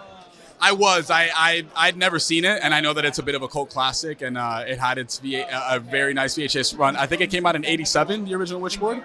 And I've done my research online. Still haven't seen it till this day because I knew that this was like a reimagined film of sorts. If it had been a reboot, I'd have obviously watched it. But yeah, I know some of it. So how was it working with Chuck Russell? Oh man, he's Chuck. Obviously, as you guys know and as everyone here knows, is a legendary director and he's a legend in the genre. So coming onto this film was a bit intimidating because I also was one of the last pieces to kind of come on. I came on, I want to say 6 days before principal photography. So it was a bit nerve-wracking in that sense, but I knew that I had the trust of my director who wanted me to be a part of his film, and I knew that I had to fully trust him and let go of a bit of that fear. And I think it turned out pretty well. All right, thanks. Okay, so talk a bit about your role in the film. I play Richie, and there's not much I can tell you about my role that's not spoilers, but I work in a kitchen. The movie starts out, it's a bunch of friends trying to open up a restaurant in New Orleans, and I'm a bit of the, I like to say that I'm sort of the Shaggy in this story. If the rest of the gang were Scooby-Doo characters, I'd be Shaggy, I'd say. So were you aware of the original Witchboard when you signed on? I wasn't aware of it. I became aware of it because a lot of my friends are like better horror fanatics than I am, and they were like, "Oh, we love Witchboard," but no, I was not aware of it. What was it like working with Chuck Russell? Fucking amazing. Chuck, me and Chuck just sort of like speak the same language, I think, and yeah, he made a really comfortable environment, and the way he filmed this movie felt like a bit of a throwback of like how it seemed to be very ambitious, lots of master tracking shots and stuff like that. So yeah, it was a very unique experience. All right, thanks.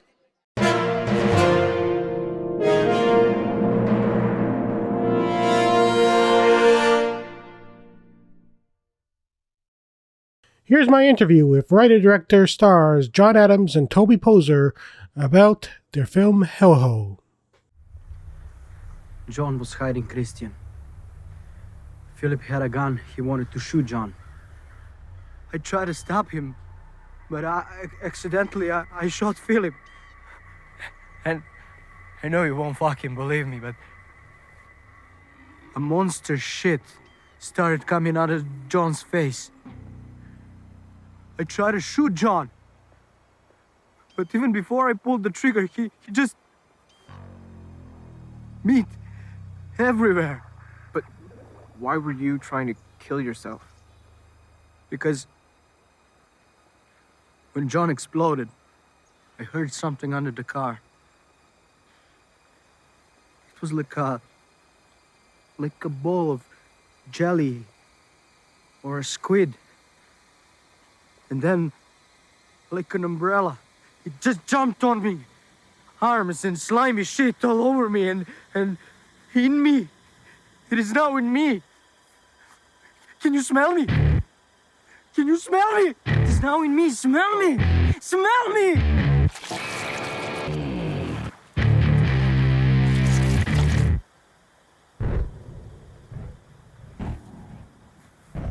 Did you see that? Saw it. It's inside him now. No shit. Did you see what happened? Yeah, you kicked his ass with a fucking monster in him. I didn't lift a finger. It's true. Whatever's inside him has very little interest in me or you. Emily, please kill me. It's okay, bud. We're gonna help you. No, you're not. Yeah, we're gonna get it out of you. In me, out of me. I'm a dead man. Okay, so let's begin. Hey, Sean. See you again. Yeah. So what was the genesis of Hellhole? Driving through Alberta, Canada. We were driving through, we saw, there's just Frack Central up there. And so we were thinking to ourselves, you know, all these man camps, all these men out in the middle of nowhere, what kind of horror movie could we make? And we thought it'd be really fun to make a movie where a drill head hits a monster and wakes it up. And then when we were on the Joe Bob show on Shudder, that production team, who were all from Trauma, said, hey, do you have any ideas? And we were like, you know, we've always thought it would be kind of fun to mix an Addams Family film with like a Trauma-esque type thing, because it would be fun for us. We said, yeah, we got a monster movie about a bunch of frackers that hit a monster and wake it up. And they were like, great, let's make it. And one thing led to another, and we all ended up in Serbia making a monster movie. Okay, so you're inspired in Alberta, but you decided to shoot in Serbia. How did that come to be?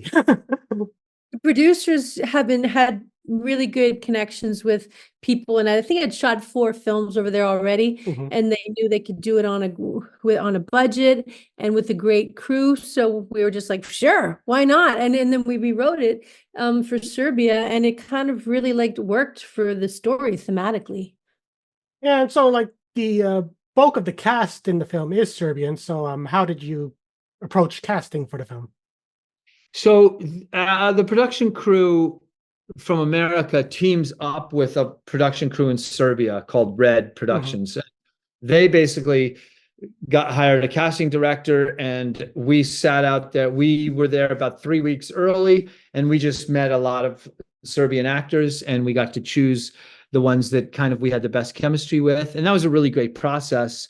And in fact, everybody we met there was really wonderful. We could have worked with anybody we had met, but I think we chose well because I think our Serbian actors were really terrific. I love what they've done.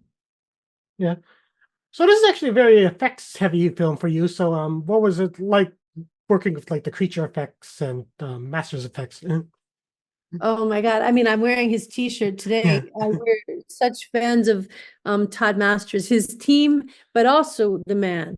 He's he's the nicest guy in the world. It was so cool to be out there working with him on the ground. You know, he's there with his little iridescence and his KY jelly, and his team made such a beautiful monster, which has pieces of it in the animatronic version. It's pieces from the monster, something used in Men in Black. So it was fun knowing like, oh my God, this has come a long way. And then our guy, Trey Lindsay, who we often work with, was out there with us too, which felt great because he did a lot of beautiful tentacle work as well. So what was the balance of practical and digital effects? So everything is actually shot real time. There's no digital effects. Like everything is really Todd's monster or Todd's tentacles. And Todd made Trey a miniature version of the monster so that Trey could do stop motion filming. So anytime you see the monsters really running and you see the full monster, it's Trey's work back home doing stop motion photography, because both of them loved Harryhausen. So you know, there was a lot of just joy in bringing back stop motion photography. So were even like the bloody explosions practically done? Yes, we had a meat cannon over there in Serbia, and a great guy. What was his name? Duda. And Duda was in charge of all exploding meat, and he had literally a cannon that he shot it all over the place. Every time I wasn't shooting, he'd be like, John, come here. I shoot meat against tree, you know? And so it was really great. Yeah. Well, that literally starts the film off of a bang. Yes. So were there any specific influences for this film? Which kind of influences? Any specific influence? Yeah, I mean, of course, we love The Thing. Yeah. Who doesn't love The Thing? We love Basket Case. You know, there's a fun vibe to that. I love cephalopods in general. We had watched Creature from the Black Lagoon this past year, and that was really cool. Yeah, I think we wanted to take like the idea of 1950s horror movies, because there's always a scientist, there's always a young woman there, and then there's always a crew, right? And like for example, in Creature of the Black Lagoon, and then the creature falls in love with the woman, and we want to just put a modern twist on it and have our creature basically fall in love with the men in the man camp, and so we had the science, and so it was a really, for us, a fun way to give a big shout out to 1950s horror monster movies, but with a new modern twist and a little bit of social commentary. Yeah, so mentioned the scientist. So I kind of like described it as there's the creature, then there's like the villain for science. So in this case, it would be Nikolai. So what do you think is going through his head over this whole ordeal? That I love villain of science. This is great. I'm stealing. I think I'll say real quick. We love talking about issues that are present day, environmental issues, sexual issues, gender issues, all these kind of issues. But I think one of the fun things about horror is you don't have to assign blame. You can everybody's in the same can of horror soup. And so, instead of being like science is bad or science is some part of political party, you just make the scientist have kind of unethical behavior. And he was really fun. But in fact, everyone's a bit unethical because everyone's dealing with something that scares the shit out of them. So, if the budget allowed for it, would you have had more than one creature in the film? Because I think it's actually alluded to at one point that this was just a baby. Yes. And we would, yes. What would be really fun with this creature is, because Toby has the mythology of this creature down. Mhm. Eventually, what happens with this creature is what do you say, amalgamates? Is that a word? Evolves and crosses over into humanity. So if actually you look at the Hellhole poster, yeah, that's where this monster is headed. Mhm. So yeah, if budget wise, you would need a budget to pull that off, Yeah. but it would be one hell of a fun monster. Yeah.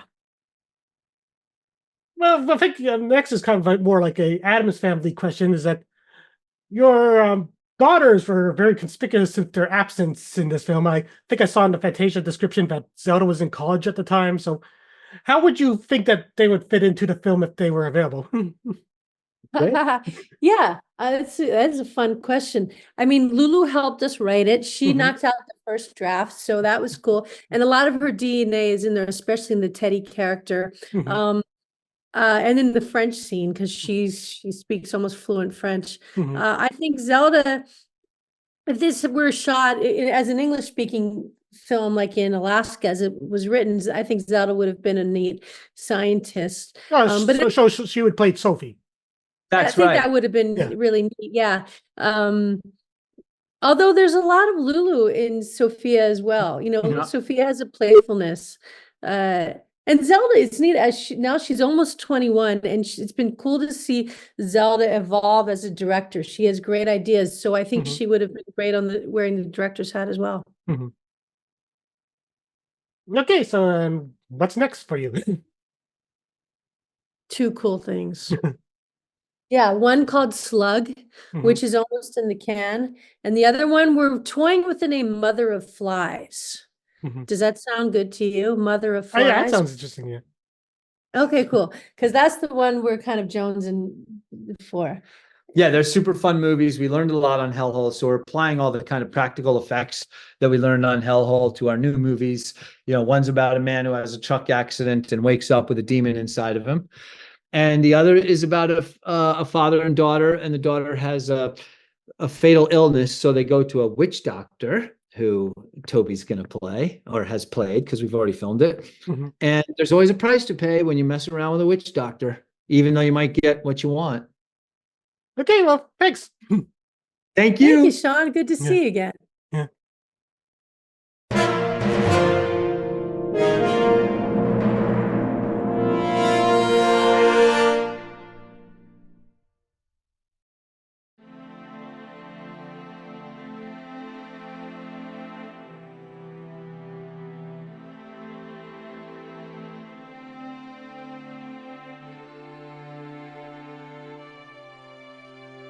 Hello, this is Sean Kelly at the red carpet for the world premiere of Seeds. All right, so could you talk a bit about the character you play in the film?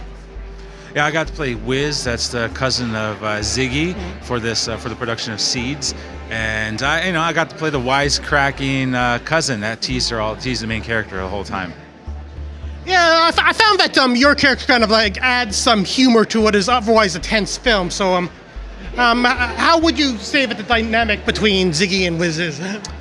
Brother and sister. I mean, I think it's really representative of indigenous communities and the dynamic between cousins who are often see each other as siblings.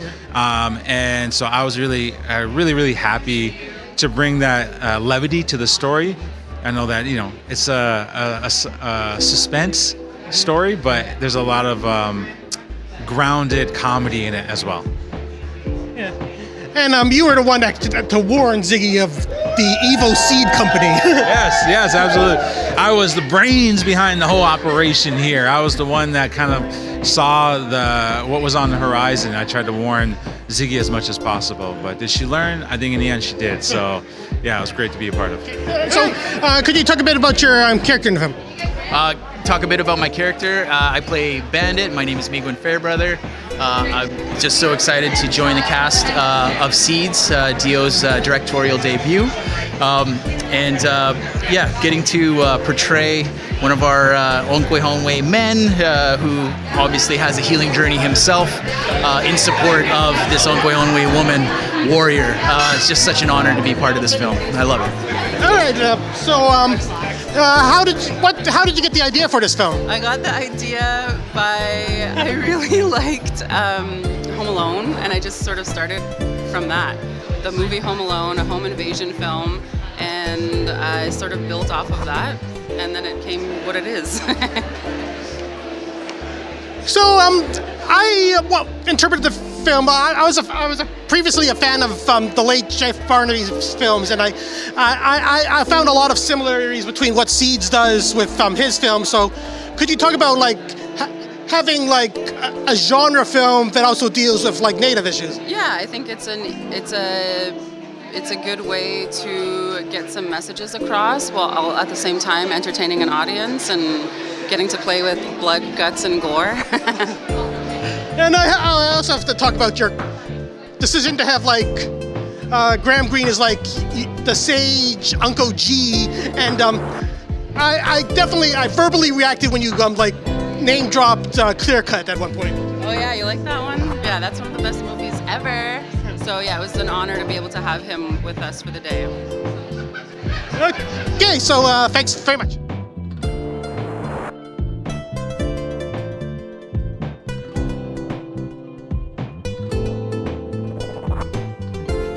Hello, this is Sean Kelly at the red carpet for the TIFF premiere of Anora. Could you talk about your how you consulted on the film? Sure.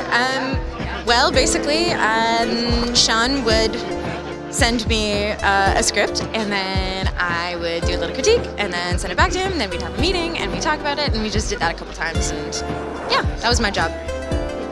Yeah, so have you seen the final film yet? I have not seen the final film yet. I will see it with everyone else tonight. In the film, your characters are kind of depicted somewhat as antagonists, but as the film progresses, Toros in particular is probably the most level-headed character in the film. So how would you describe your characters? My character is a family man. He's a loving man. So he's at some point of his life, his job is at jeopardy, and he has to do what he has to do in order to save his work. Because he supports his family. So he's a loving guy. He's just in the circumstances he has to deal with this situation, and he deals it the best he can. Yeah, about my character.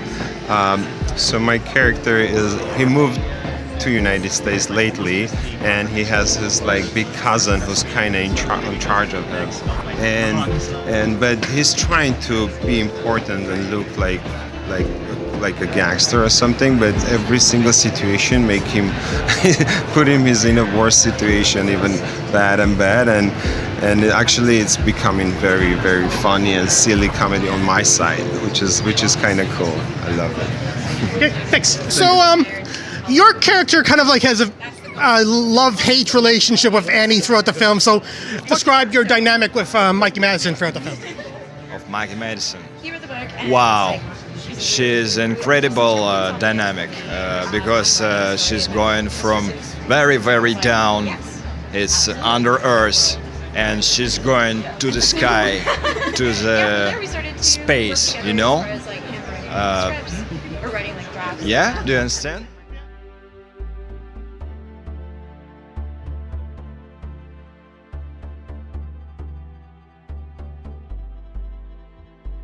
Hello, this is Sean Kelly at the TIFF red carpet for young Werther.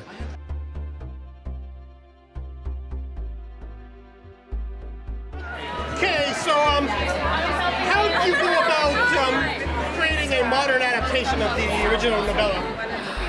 I mean, it was just looking at the source material and not worrying so much about making it a beat-for-beat recreation of the book, and just trying to find the spirit of it and really focusing on the characters and bringing them to life in a way that felt true to how they were written, but then just freshening them up enough so that they would feel correct in a modern adaptation.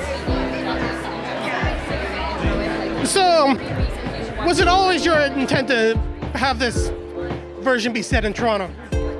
Yes, I mean, I've been living in Toronto for 20 years now, and it's my chosen home. I love the city so much, and I really think it's so beautiful. You know, it's not as known on screen as you know, sort of the great cities of the world, the New Yorks, the Parises, the what have you, whatever you like. But Toronto is a world-class city, and it really, I think, deserves to be seen on screen in a way that feels cinematic and beautiful and respectful of the neighborhoods and the cultures that make it feel like such a special place. Hey, thanks. All right, so were you previously familiar with the original novella, and how did you go about playing like a modern take of the role? I obviously knew the book, and Europe, especially in Europe, is particularly very, very famous. But I mean, all the hard work, the adaptation came from Jose, who has such an original and brilliant mind. So all the hard work was done for me on that front, and I really just had to bring his character to life. But that was helped by the fact that he'd written the most brilliant, witty, fun, zappy, exciting dialogue. So yeah, it was just really he'd taken care of the adaptation, and really I just had to sort of bring this character to life. So, like, how was it like working on a Canadian production and like starring with like Scott Thompson of Kids in the Hall? Yeah, it's very cool. This is my 4th or 5th film I've had at TIFF. So I've had a lot of time in Toronto at the film festival. This is my first time probably working here. So that was really exciting. I fell in love with the city. I fell in love with the people. You have like some incredible crew here. Really like talented individuals who put like everything into this movie. So it is in a way a love letter to Toronto. So yeah, I'm really excited to be premiering here at TIFF and being able to have so many of the cast, and the crew and their families here to watch it here today. So yeah. So what do you hope people take away from young Werther who have never read the book? I hope they fall in love with it. I hope it's a movie that they want to show their friends and family, loved ones, their children, and I hope they want to watch it over and over again because it's got so much heart, it's full of love. I hope they just come away filled with a little bit of joy, while at the same time sort of thinking a bit more about their relationships and love and loss at the same time. Yeah. All right, thanks.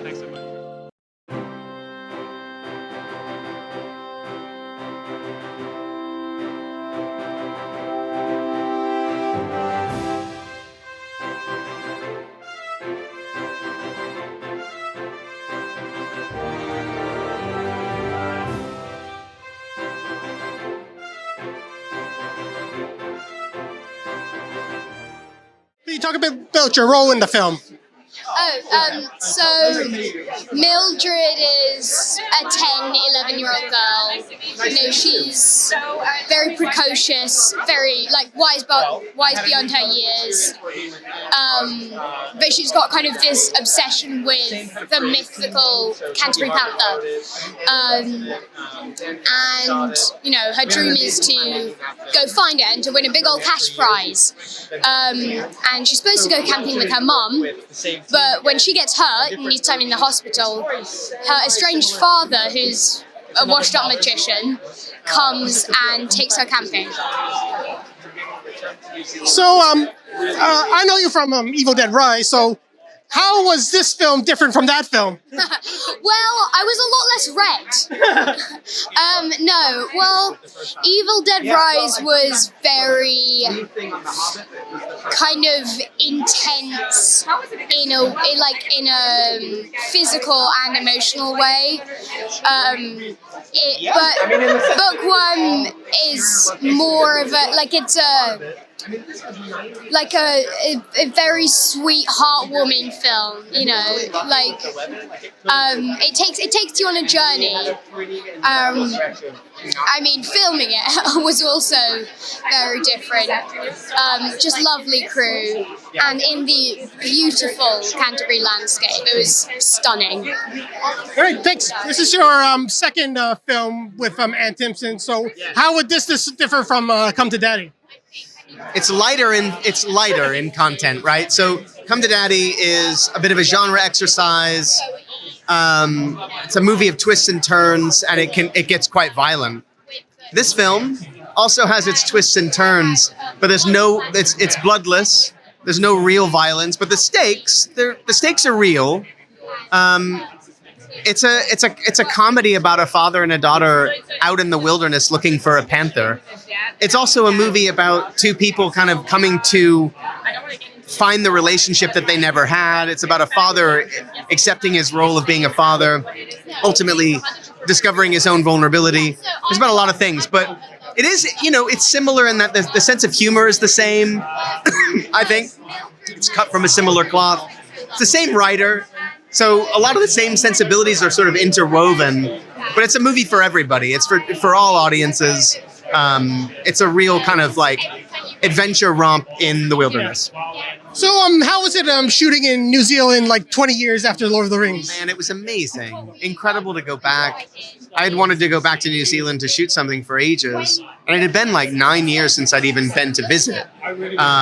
So when Ant said that he had this idea to make this film, this father-daughter adventure story in the wilds of New Zealand, I leapt at the chance. Got to bring my family down there. It was just glorious. All right, thanks. Thanks, man.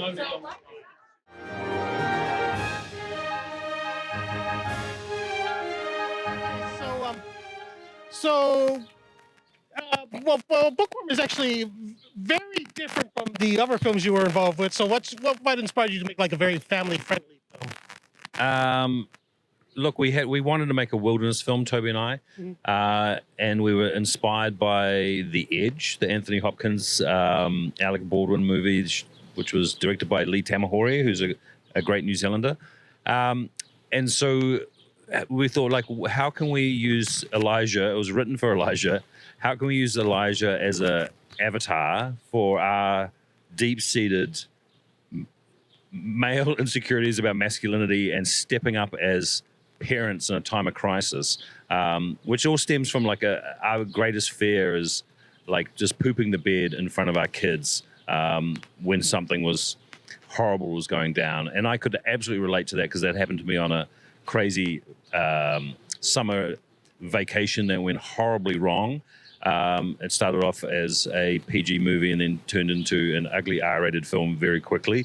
So I was mining from personal experience throughout the whole project. So yeah, and look, we just wanted to make a light-hearted piece of what I used to call in the 70s when I was a kid. They were just called general entertainment films. They weren't, pandering to kids. They were just very much a film that sat squarely in the middle. Anyone, any age group could just easily relate to it. Universal stories. Just fun characters. And we just came up with a kind of oddball buddy movie set in the wilderness, and just thought, yeah, this has got a few elements that might play quite well. Okay, so you have to talk a bit about casting Nell Fisher, who I think the only other film I know her from is Evil Dead Rise. Yeah, she's also in a very small New Zealand independent film called North Spur, and she was only 8 years old when she did that. So she's another child star in the making, like Elijah was. And so yeah, we knew she was something special. We went through a big audition process back home, around about 300 kids, and then Nell was obviously one of the brightest, and I was like, yeah, she's got something. Let's do a read with Elijah. So they did a sort of chemistry read together. It just felt like a natural fit. They were very good rapport together. And then I knew she had just done Evil Dead Rise. It hadn't come out or anything, but I knew the director. So I spoke to Lee, who directed that film, and just asked, like, this is going to be a tough shoot. She's in every single frame of the film. Is she going to be up for the task? Because it's a bit of an endurance test for the amount of emotional and physical work you're going to have to put into it. And he just said, look, she's incredible. You'd be an idiot if you didn't hire her. And he just had the highest of praise for her. So I was pretty confident that we had backed a winning horse, not to call her a horse, but she ended up being everything and a hell of a lot more than what we wanted. So I'm just, super proud of Nell. She's obviously on her way to superstardom, and I'm just glad that we were there at the very beginning of it. So how did it come to be that make Elijah Wood's character an illusionist envious of David Blaine? An illusionist and what? Envious of David Blaine. Yeah, well, I mean, he's, everyone has to have their nemesis in life. You've got to have that person that's you feel is responsible for every failure in your life, because you have to project every of your inner concerns onto someone else and blame them for everything. So he became that kind of foil for Strawn Wise, until he sort of has a lot of moments of reflection in the film, and now becomes very much a mirror for all of his projection, and sort of exposes it, pushes it back in his face, confronts him with it. It's just a great thing to have this, a child doing that to an adult who should be the one absolutely in control of the scenario and the situation, but he's as desperately lost and needy as she is in so many ways. So they're both, it's in a weird way, it's like a coming of age, a dual coming of age film, that both characters go through a sort of emotional arc and become hopefully better people as a unit, as a singular unit together than they were as separate individuals. So I think a lot of people are going to compare Bookworm to Hunt for the Wilder People, and what are your thoughts on that, and how would you compare yourself to Taika Waititi? God, I hope they compare it to Hunt for the Wilder People. That's like, that film was a massive success. So yeah, look, we knew that that people would say that there's I think they're really different films. I'm a fan of Taika. I've known Taika for a long, long time. I still do, run a sort of great film competition back home, and Taika won it the very first year. So he's, watching his trajectory has been insane. He's right up there with PJ now. So yeah, and if there's if people want to draw a bow and put them in the same sort of graph, I'll be very, very stoked with that. But yeah, I think they're just two various films that both are shot set in the wilderness. There's an adult character and a child character, but yeah, totally different takes. Taika's he's just inherently, naturally a much more funnier guy than I am, and I find humor in different things than he does. So it's, I think it's just two very different worlds, but maybe have similar elements as with so many films. But yeah, I'll be happy if people want to compare us to people. Yeah, well, one thing I took away from Bookworm is that it's a PG film technically, but it still has an edge to it. Yeah, well, we can't escape it. Toby and I have very kind of warped sensibility. We both share very similar humour. We both grew up around the same sort of TV, cinema affair, literature. So there's a lot of sort of hot button points that we agree on. And Toby just writes beautifully, you know, his gift of language is incredible. He writes these beautiful monologues for characters. It's kind of like, you know, it's adjacent to the real world. It's not like fully in the movie verse, but it's definitely left of center. And it's a fun zone to play around with because it's kind of heightened, exaggerated realism, so you can get away with a lot. You can kind of push the envelope a little bit. And so how do you do that in a PG movie? It's like, how do you have high stakes where you don't want any elements of violence, and you do want to keep it all family friendly? And so we kind of inserted the elements, the sensibilities of why we love things like why we made Come to Daddy. I feel like it feels like it's from the same people, it's from the same creative team. Because in a way, we've always thought about a loose trilogy, using Elijah and dealing with a lot of the similar themes and spread it across 3 films. And so Elijah's always said he's game for it. So now, you know, Toby and I just have to come up with something that is going to suit it. But yeah, it's a long-term trilogy of sorts. He's used to trilogies though, Elijah. He's done a couple. Also, I don't know if it's because of the casting of Michael Smiley, but I think I kind of viewed the film somewhat as like a family-friendly version of Ben Wheatley's Sightseers. I love Sightseers. Well, yeah, Michael's like, he is De Niro's to Ben Wheatley's Scorsese. So, yeah, no, the minute we get a chance to work with Smiley, we're always down for it. He just brings so much fun, dark menace to any role. It's interesting seeing him in sweet films where he plays totally against the type of when I first saw him on screen. And so, yeah, he was a joy to come down. He gets on so well with Elijah. The chemistry is really, really palpable. He's a gamer, man. He's just up for anything. I said, I really want to give you a really unusual look. We've come up with some weird Irish-Dutch combo, very shocking facial hair. Yeah, that beard. Yeah, it's a great beard. It's a very popular one in 70s TV shows like the Eden Line. He's kind of, I think, mining that look. He makes me laugh the minute I see him in the film. He's just great. Okay, so that's the questions I have. So, what's next for you after Bookworm? I've got. I've sort of been helping other people make their films as well, so I'm on producing a couple of movies for people that's really excited by. I can't wait for them to get out. We just had one, I was an EP on, one called She Loved Blossoms, which is a fantastic, wild, trippy Greek film. And then I've got a couple of ones that I want to do, and it's all about indie filmmakers waiting out the long game of everything slotting into place. And it's kind of like spinning plates. You just hoping that one's not going to fall over, so you're just rushing around, keeping everything spinning. So I just hopefully get one up before a plate hits the ground. Okay, well, thanks. Thank you.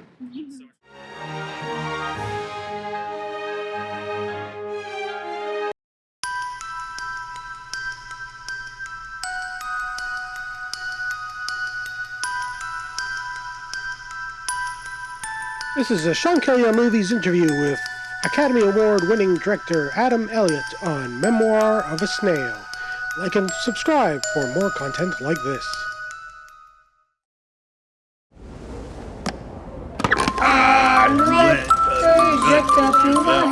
Dad used to say that childhood was like being drunk. Everyone remembers what you did, except you. Good one, Dad. My twin brother, Gilbert. We had two souls, but one heart. Look, Gracie.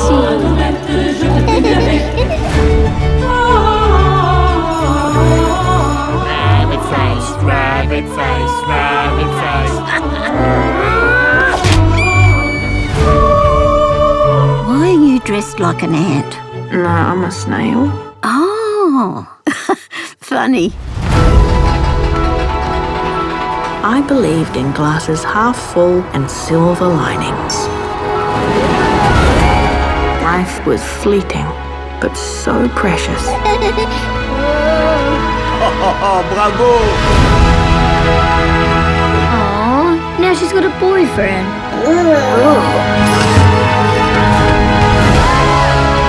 Life can only be understood backwards, but we have to live it forwards. Say cheese, Gracie.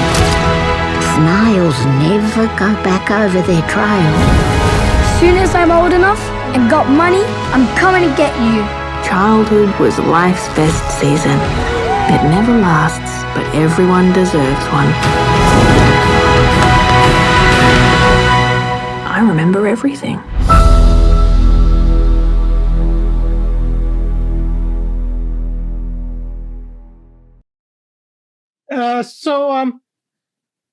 Maybe begin by talking about like the length it takes to animate one of your films, because Memoir of a Snail is coming like 15 years after Mary and Max. Yes, well, Sean, I always apologise up front for it.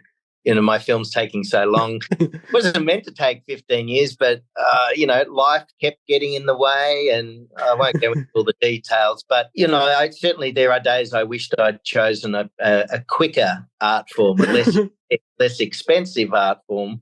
But as my mum said, good things take time. And I've probably only got a few films left, so I've got to really hurry along, don't I? Yeah, could you talk a bit about your plan for a trilogy of trilogies? Sure. Well, look, it was a very pretentious idea I had 28 years ago when I was studying at film school in Melbourne, Australia. Mm-hmm. And I thought, what if I do 3 short shorts, 3 long shorts, and 3 features? That'll fill up my life, and then I can die. Never thinking that I would actually achieve that, but I'm up to number 7 now. So I've only got 2 left. So how long do you think it would take to get the other 2 made? Well, I'm 52, and hopefully the next film won't take. This one took 8 years from script to screen. Mm-hmm. I'm hoping it'll only take 3 to 5. Yeah. Mm-hmm. So, what was the inspiration for the story of Memoir of a Snail? Yeah, well, look, about 8 years ago, my father passed away and left behind a big hoard of stuff that my siblings and I had to trawl through. And I became fascinated with why, as human beings, do we collect stuff? Why do we fill our homes with things we don't need? So I started to read a lot of books into the psychology of extreme hoarding. And the more research I did, the more I found that extreme hoarders have usually suffered a lot of trauma in their life, usually to do with the loss of a child or a sibling or a twin, and that the hoarding becomes this type of coping mechanism. So it was that sort of idea. And also I came across some notes I'd made about a friend of mine who was born with a cleft palate. I was going to make a short film about her life. And she'd had a lot of suffering as a child, a lot of operations on her mouth, had been bullied and teased a lot as a child. And so I found that interesting. So there's sort of 2 ideas sort of merged together, and over 3 years I wrote 16 drafts of the script, and this is what I came up with. I noticed your films have a pattern of like neurodiverse protagonists, of Max having Asperger's and Grace suffering from angst and anxiety. So is this a conscious decision on your part? Well, conscious and unconscious, because, I just write about the people around me, and a lot of them just happen to be, people on the spectrum, or people who are neurodivergent, or people who've got, Alzheimer's or Tourette's. I think everybody has something about themselves they at times wish they didn't have. And I think we all are imperfect, if you want to look at it that way. I certainly don't ever use the word disability, or I don't see my characters as having disabilities. It's more about the exploration of this stupid desire we all have to be perfect, and that we should really learn to embrace our imperfections as well as other people's. But I am certainly fascinated by the human mind. I've read a lot of books by Oliver Sacks. I always used to love reading his books into mental illness, what makes us different, what makes us the same, the human condition, So yeah, I've always had the fascination with the human mind, but I've also had a fascination with death. I love it. I love peculiar deaths, funny deaths. I've always loved the work of Woody Allen. I know he's not in favour anymore, but yeah. I've always loved his obsession with death, and I think I have an obsession with death too. Well, that kind of brings me to my next question, is that your films are a good example of animation not being purely a children's medium. So what type of audience are you aiming for with Memoir of a Snail? Oh, great question. Yeah, well, look, I've never seen, and nor do others see animation as a genre necessarily. It's a medium, and it's a wonderful vehicle to tell any story you want. Mm-hmm. And my films are certainly not for little kids. They're for teenagers and up. And, I have very challenging subject matter at times in my films. Mm-hmm. I mean, I try and make them as funny as possible as well, but I don't want to offend the audience, but I certainly want to have material that is thought-provoking. Mm-hmm. And look, life is really dark at times for all of us, and and I'm trying to just mirror life, and no one's life is ever completely grim. There's always something that brings light and hope and levity. So yeah, they're reflections of all our lives, but a lot of the characters are extensions of myself, but there's a lot of myself in the characters and a lot of my personal experience. But they're certainly works of fiction. They're not documentaries, and I love that adage, never let the truth get in the way of a good story. So what do you look for when you're casting your films? Good question. Now, it's a very intuitive gut feeling I have when I'm casting. I always look for authenticity and an actor who doesn't have to put on a voice or a character voice. I'm always after just their natural speaking voice and a performance that's just very real. So I'm very conscious too of not having too many Australian actors whose accent is too thick and broad. So it's important that audiences understand what they're saying, because the Australian accent can be a bit hard to understand at times.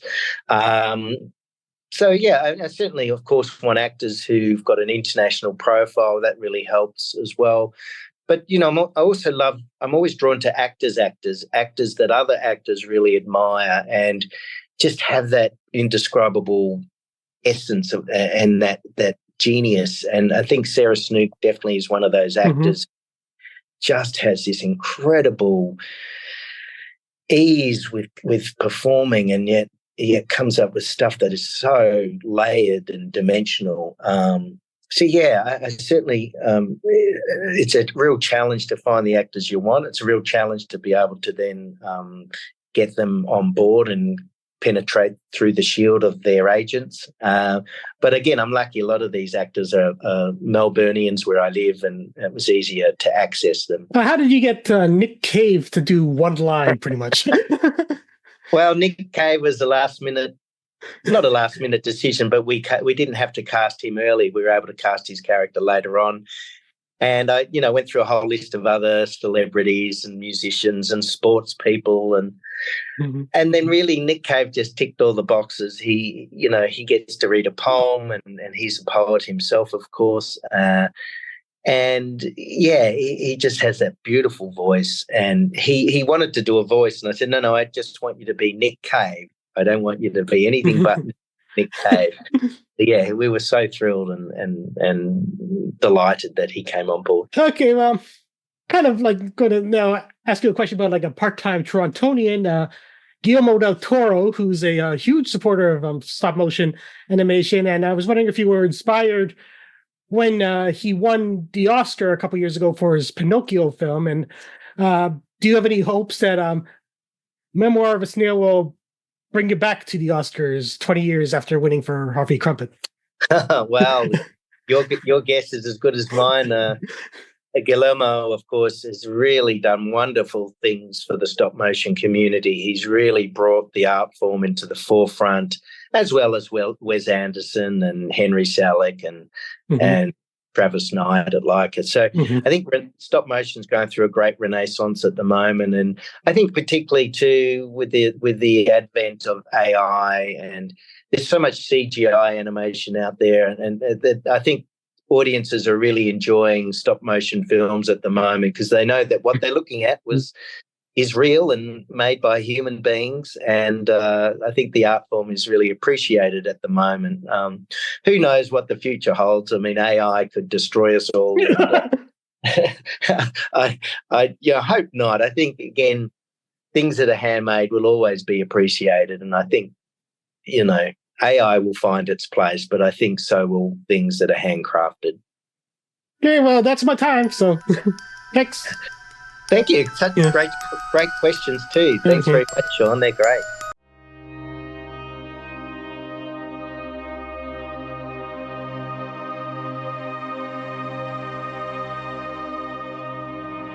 This is our interview with Jeffrey St. Jules on The Silent Planet.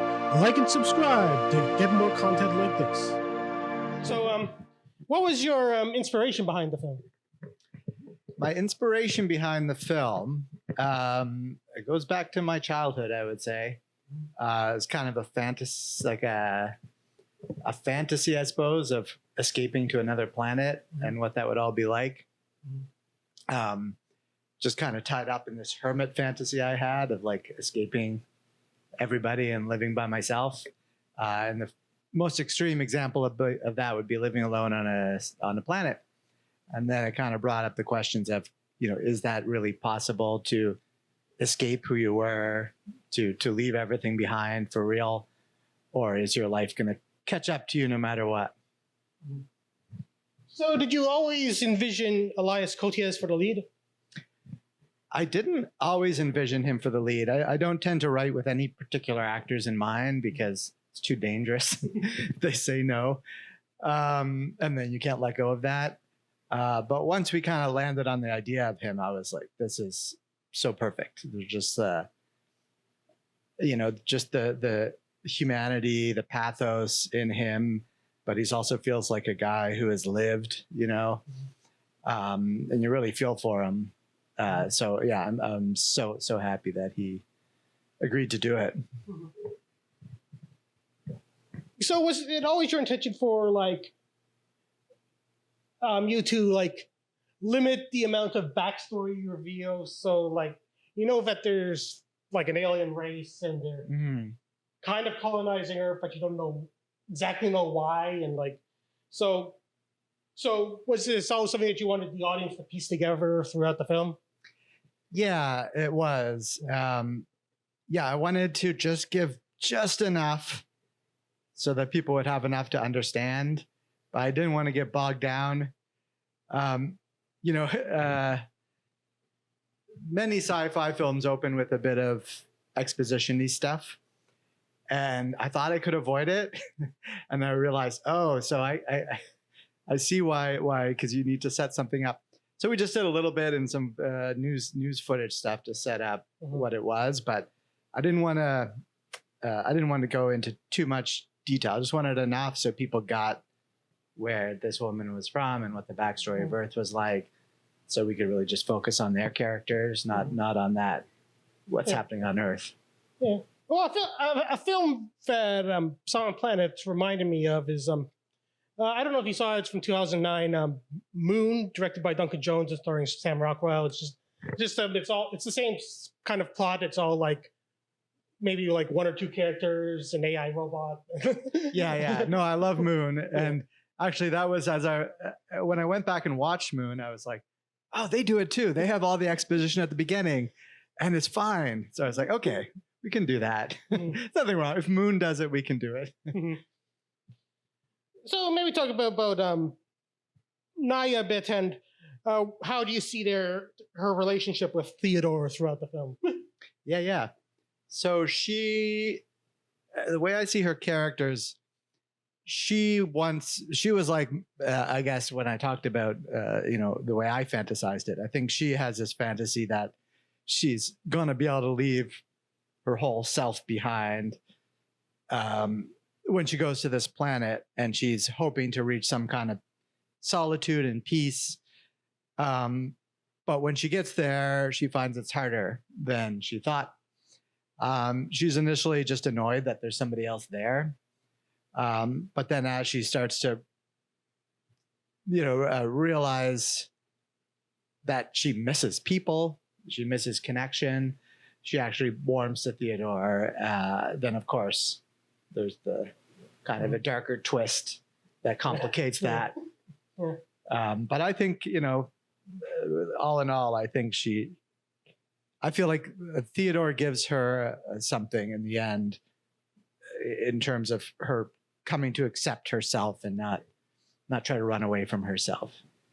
Yeah, but I think this is just dawned on me that you have like a pattern of like darker twists later on in the film because like Bang Bang Baby has the same thing. Yeah. No, it's true, and my second film as well has a bit of a darker twist. Yeah, I haven't seen that one yet. Okay, that's all right. It's hard to see. Yeah, I like sort of setting up something and playing with expectations that way. Yeah, and also this is the next question. You kind of like change genres with each of your films. Yeah. This is the first time I like set up something that's you could like really specify as one specific genre. Because I've always loved playing in different genre spaces and drawing from the language created by these different genres, but then messing with it.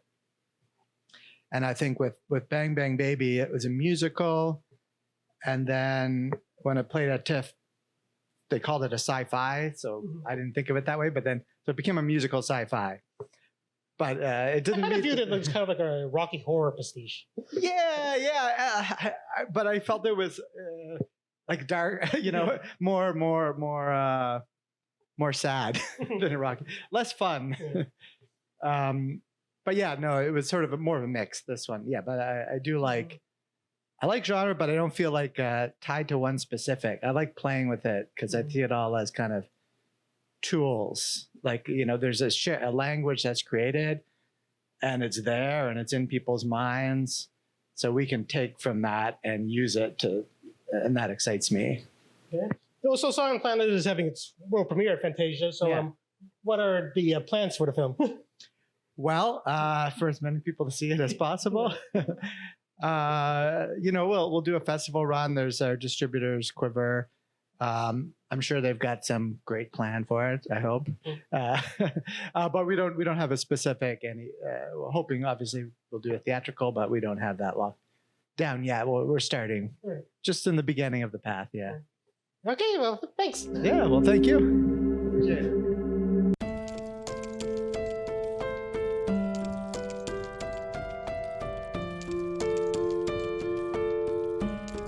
Sean Kelly interviews Jayro Bustamante on the dark fable RITA. Like and subscribe for more content like this. We'll probably start off by saying that RITA was one of my favorite films I saw at Fantasia this year. Oh, thank you so much. Thank you. That's very nice. Yeah, and I guess I'll start by asking you to talk a bit about the true event that inspired the film. Yeah, in Guatemala in 2017, in an institution called Hogar Seguro, 41 girls died. And it was a very, very hard situation in the whole country, not just because we were sad about the dramatic fact, but because in a way that put us in front of the fact that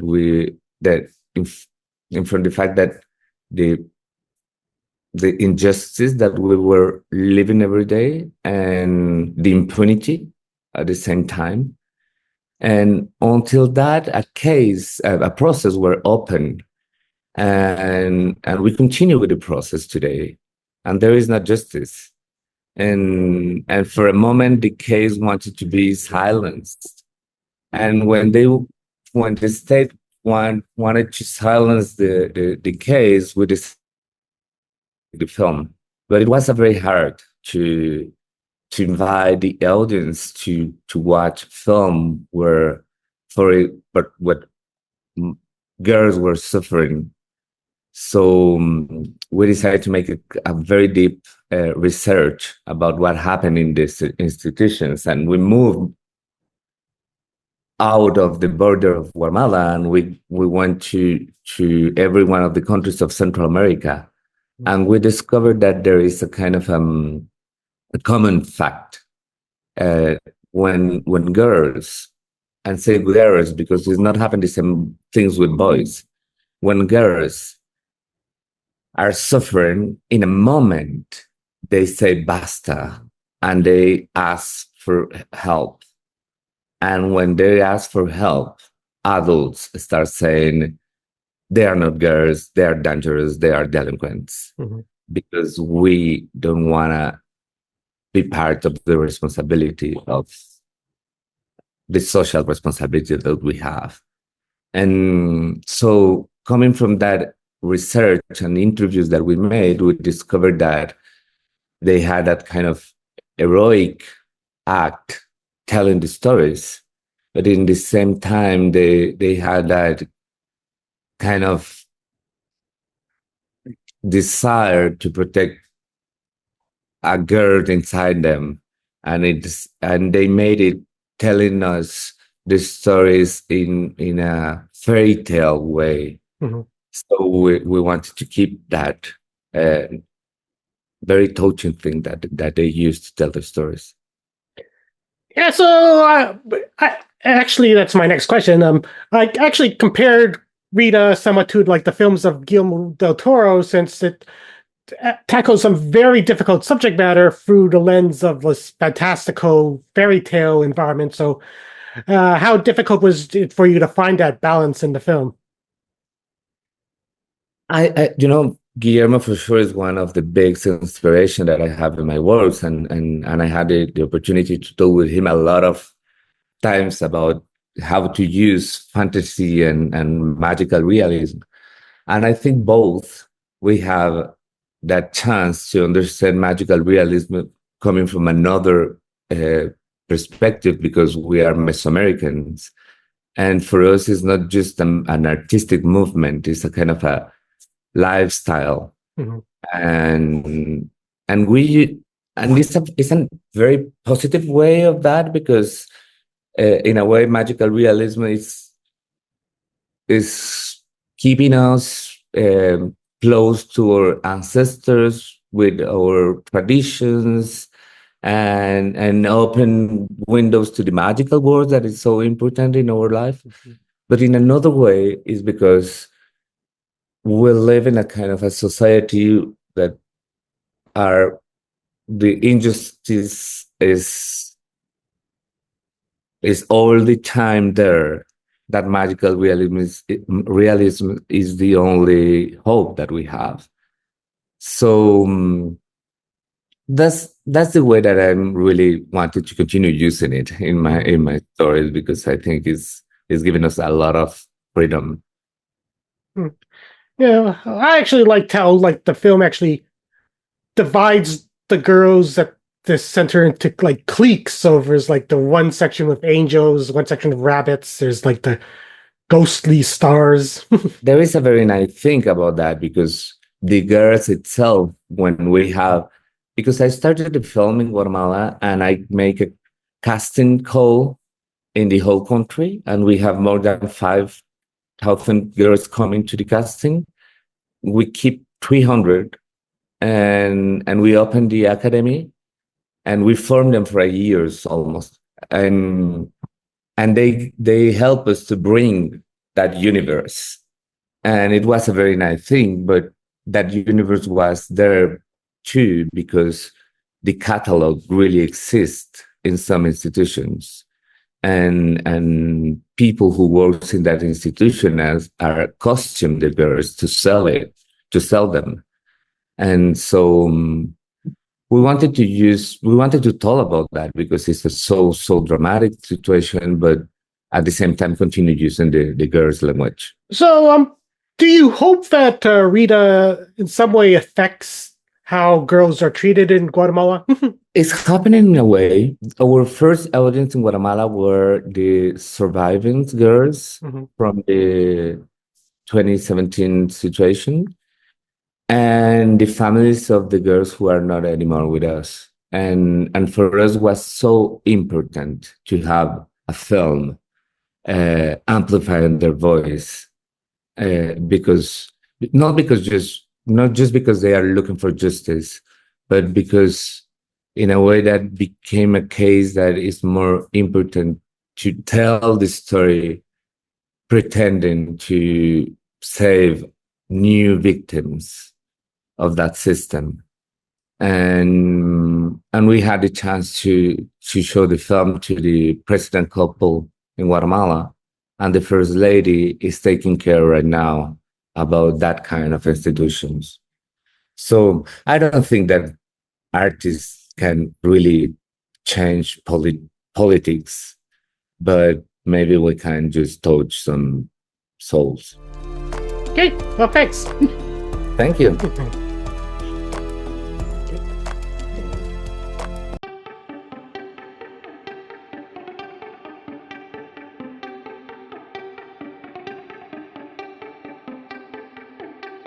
This is our Fantasia 2024 interview with director Karl R. Hearne and actor Dale Dickey on The G.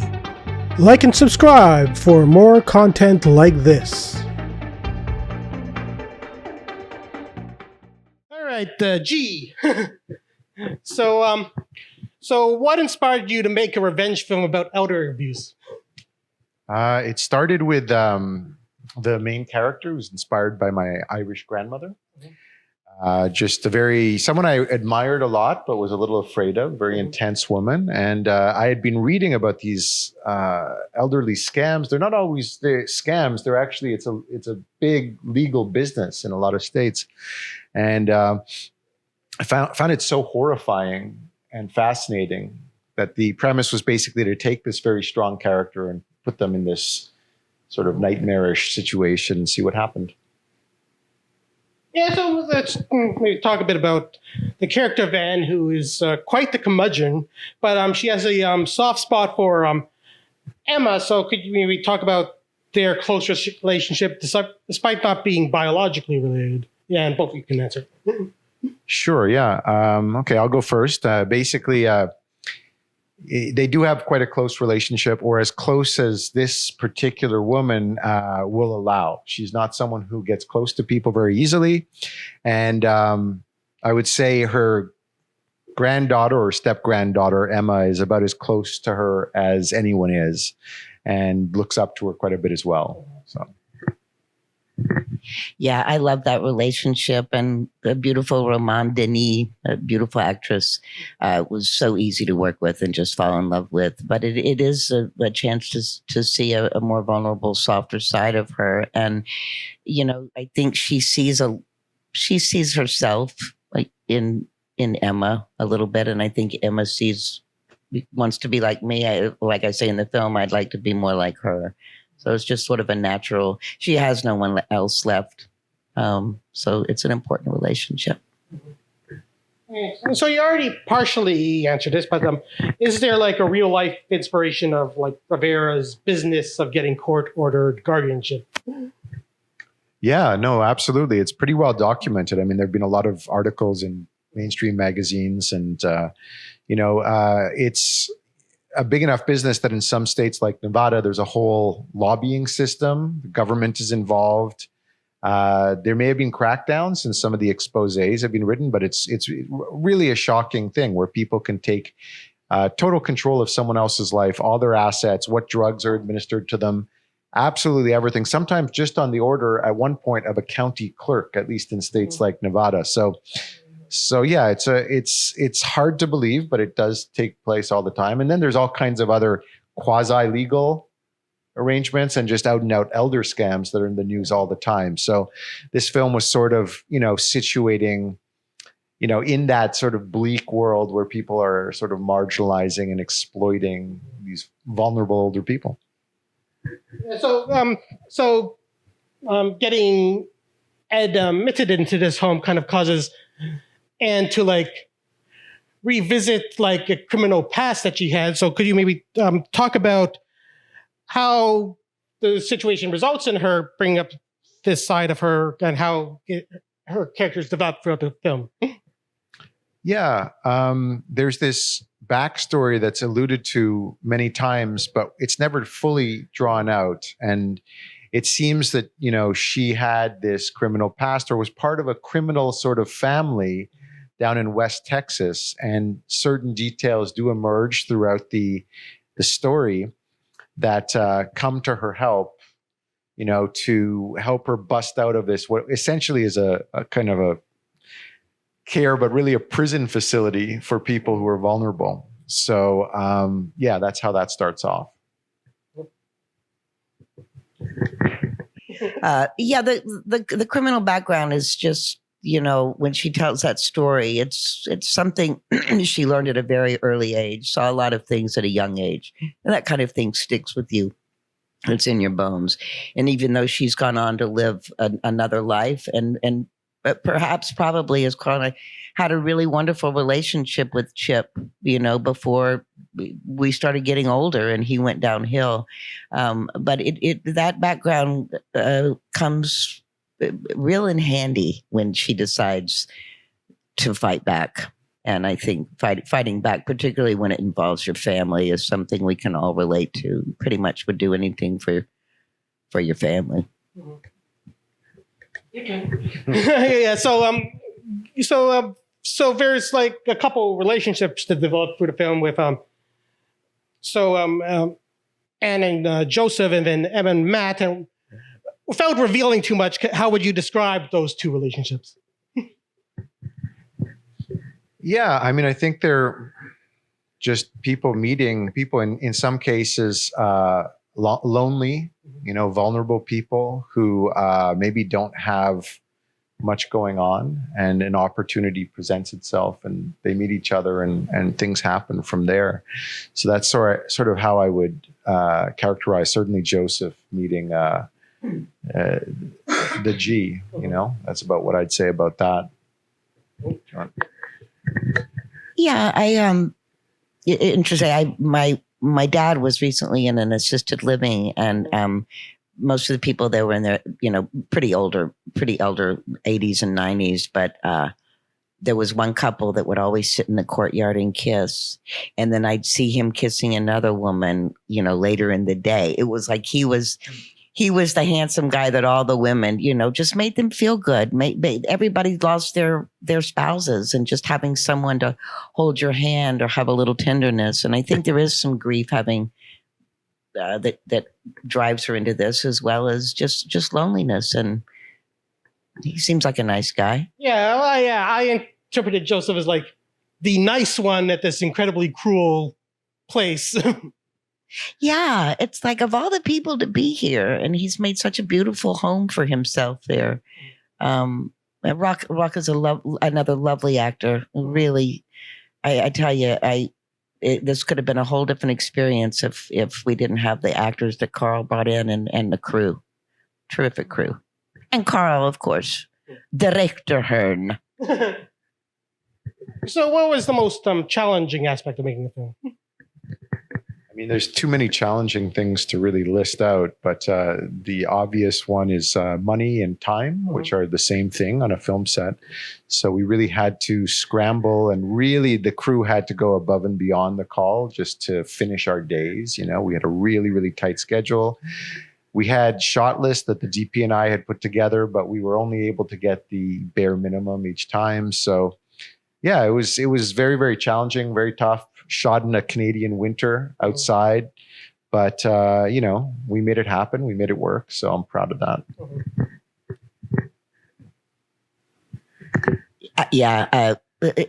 Challenges. I just remember Vlad, who was our DP, Vlad and Karl during lunch break would go hide in another room and be thinking about setting up the next shot. These two worked symbiotically. It was great. But time and it challenging with the weather, you know, it was pretty damn cold, but once you get into the moment, you don't feel it anymore. It's challenging. A lot of challenges for me. The intimacy scene was something new for me.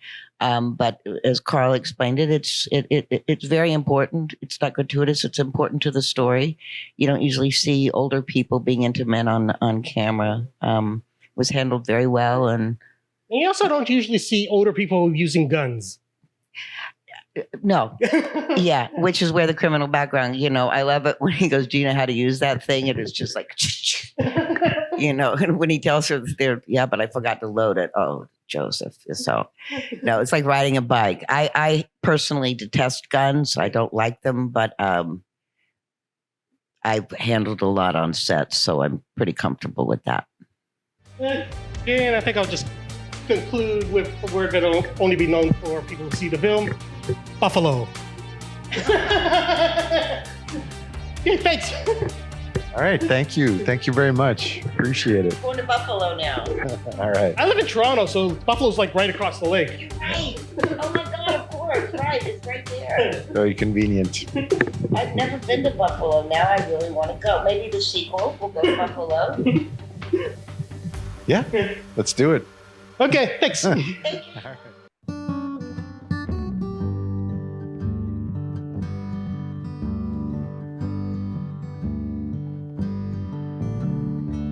It's the Sean Kelly on Movies 2024 finale, speaking with the Trailer Park Boys and Randy about standing on the shoulders of kitties. Like and subscribe to get more content like this.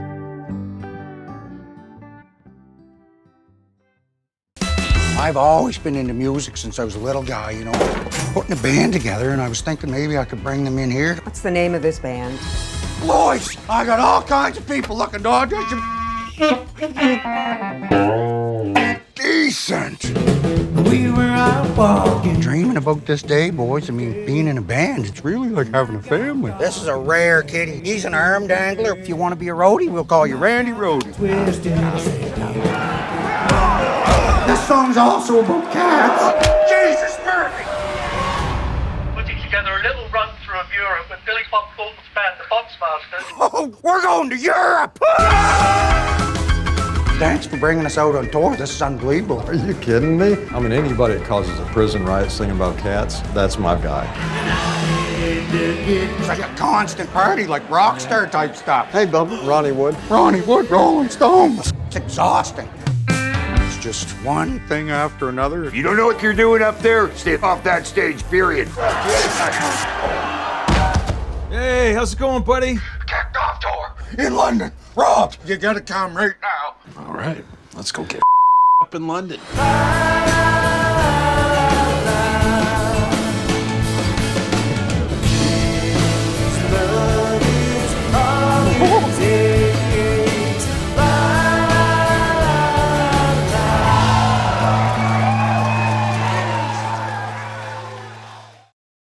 So I guess we'll start by talking about the fact that it's the 25th anniversary of the Trailer Park Boys. Coming up soon, yes, coming up. 25 years. Wow, that's long. 25 years of hanging out with these dickweeds. That was very nice. No, I was just teasing you, pulling your leg. So, how did the idea of doing tour film? Well, it was just, the local Channel 10 people wanted to do a story on local musicians, and they found out I had a studio. So it just kind of started like that. And then, I put the band together, and then we ended up on tour in Europe. And then I got in some trouble over there, and then these guys had to come save me. That was basically how it all went down. Randy, what are you doing? Put that thing down. I smelled something. I was checking. It's me. It smells like a dumpster.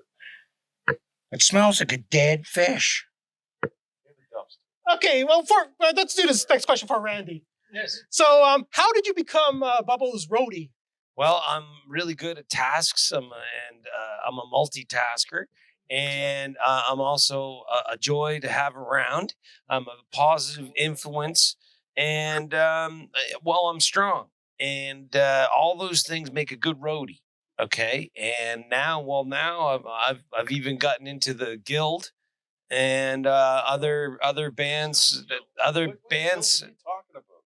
Julian, other bands have reached out to me. They want me to be their roadie.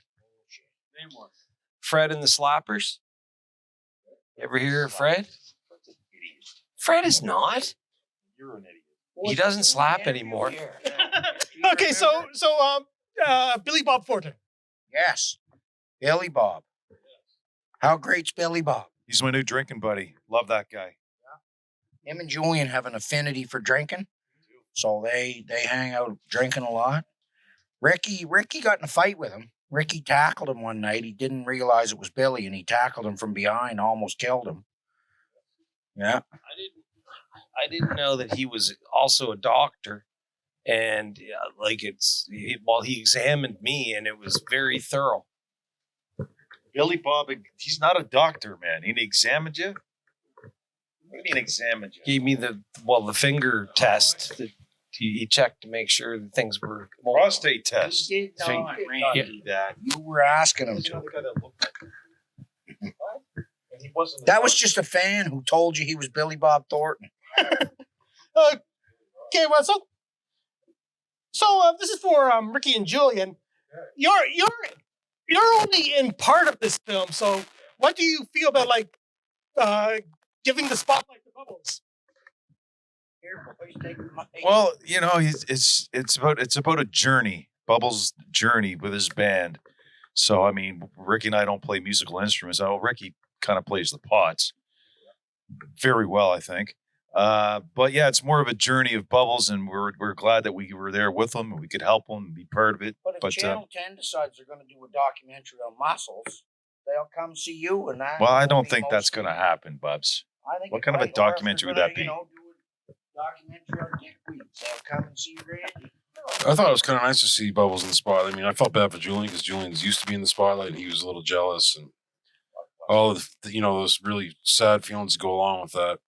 I saw him cry more than once, but I was happy for Bubbles. I was very happy for Bubbles too, because he works harder than both you two, and he takes it serious, and he sings from his soul, and Bubbles, you're all about love, and that's what I think. I think it's great. Randy. Shut up, Randy. And I was not crying, Ricky. Okay, so what's next for the Trailer Park Boys? Well, I think Julian, didn't you got the camera guys, the new camera guys number, didn't you? Yeah, I think we're going to do another movie next year. Nice. And I'd like to do another season in Sunnyvale, actually, sometime. So we'll see. So all of that, and we got a new streaming service coming out called Trailer Park Boys Plus, where you can watch all of our shit. All the Trailer Park Boys plus other stuff, other crap that we have on there. And for Randy, how's life after Leahy? I miss Mr. Leahy, but I do think that he would also be proud of me for going outside of the box and more like a rectangle to do roadie work. And I think he'd be very, very proud, Bubbles, of going on tour and everything you've done, your new album, and Julian, he'd be proud of you too. You don't drink quite as much as you used to. And Ricky, your dope is good. Part of the 79 dudes you dated? It wasn't 79. It was only 78. I think Mr. Leahy, even though he was, he's obsessed with ruining our lives, he actually, I think he cared about it. And, I think he'd be proud. Here, let's have a toast to Mr. Leahy, boys. Jim Leahy. Jim Leahy. Yes, sir. Okay, that's a good note to end on. Miss you, Mr. Leahy.